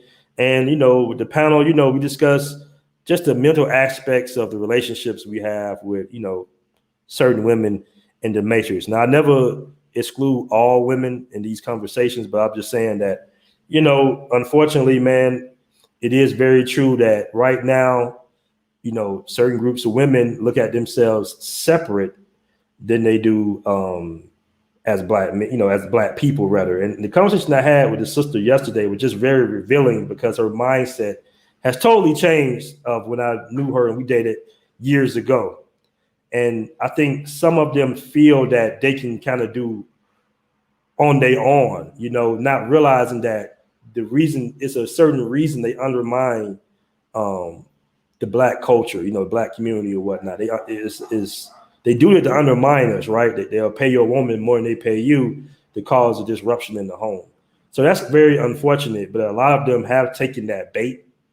And what brothers have to do is, you know, you can have these long panels on, you know, talking about this, but you have to simply come up with a solution, man, and change your locale, because there's a lot of women in the world. It's millions, billions of women rather in this world that will submit to you and to your program and to your ideology, man. And you can actually have a good family and raise your family the right way. Because deep down inside, I know a lot of brothers want to get married. I know a lot of brothers want to have families and have children. Black men are family men at the core of ourselves. But it's hard to be a family man when the person you're supposed to be starting a family with is not on the same wavelength or program as you. So you got to put that out there. You know, these brothers are not making this stuff up. You know, relationships in America are pretty much dismal. And the funny thing is, like I say before, when brothers do come to South America, they always ask where the Afro-Latina club's at. Where can I meet an Afro-Latina woman at? So it has nothing to do with colorism or hair or anything like that, or they just want something light. It's self-hate. No, it's not that. It's just men, especially black men, have a hard time as it stands.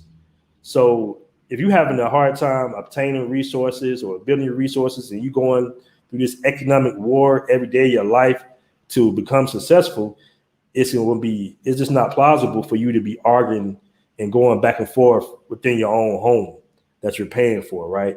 It's not a good look to not be able to raise your children because the woman you made your child with is not agreeable, right? And now you got a lot of children growing up in broken homes. Now, is it some stuff that black men do wrong? Of course, there's no, you know, everybody has equal things to blame. But, you know, I will say that, you know, getting your passport, developing relationships with, you know, certain banks or, you know, and friendships overseas will definitely assist you on living a great life. So, brothers, that's been our show. Appreciate you guys joining. Until next time, man. Peace.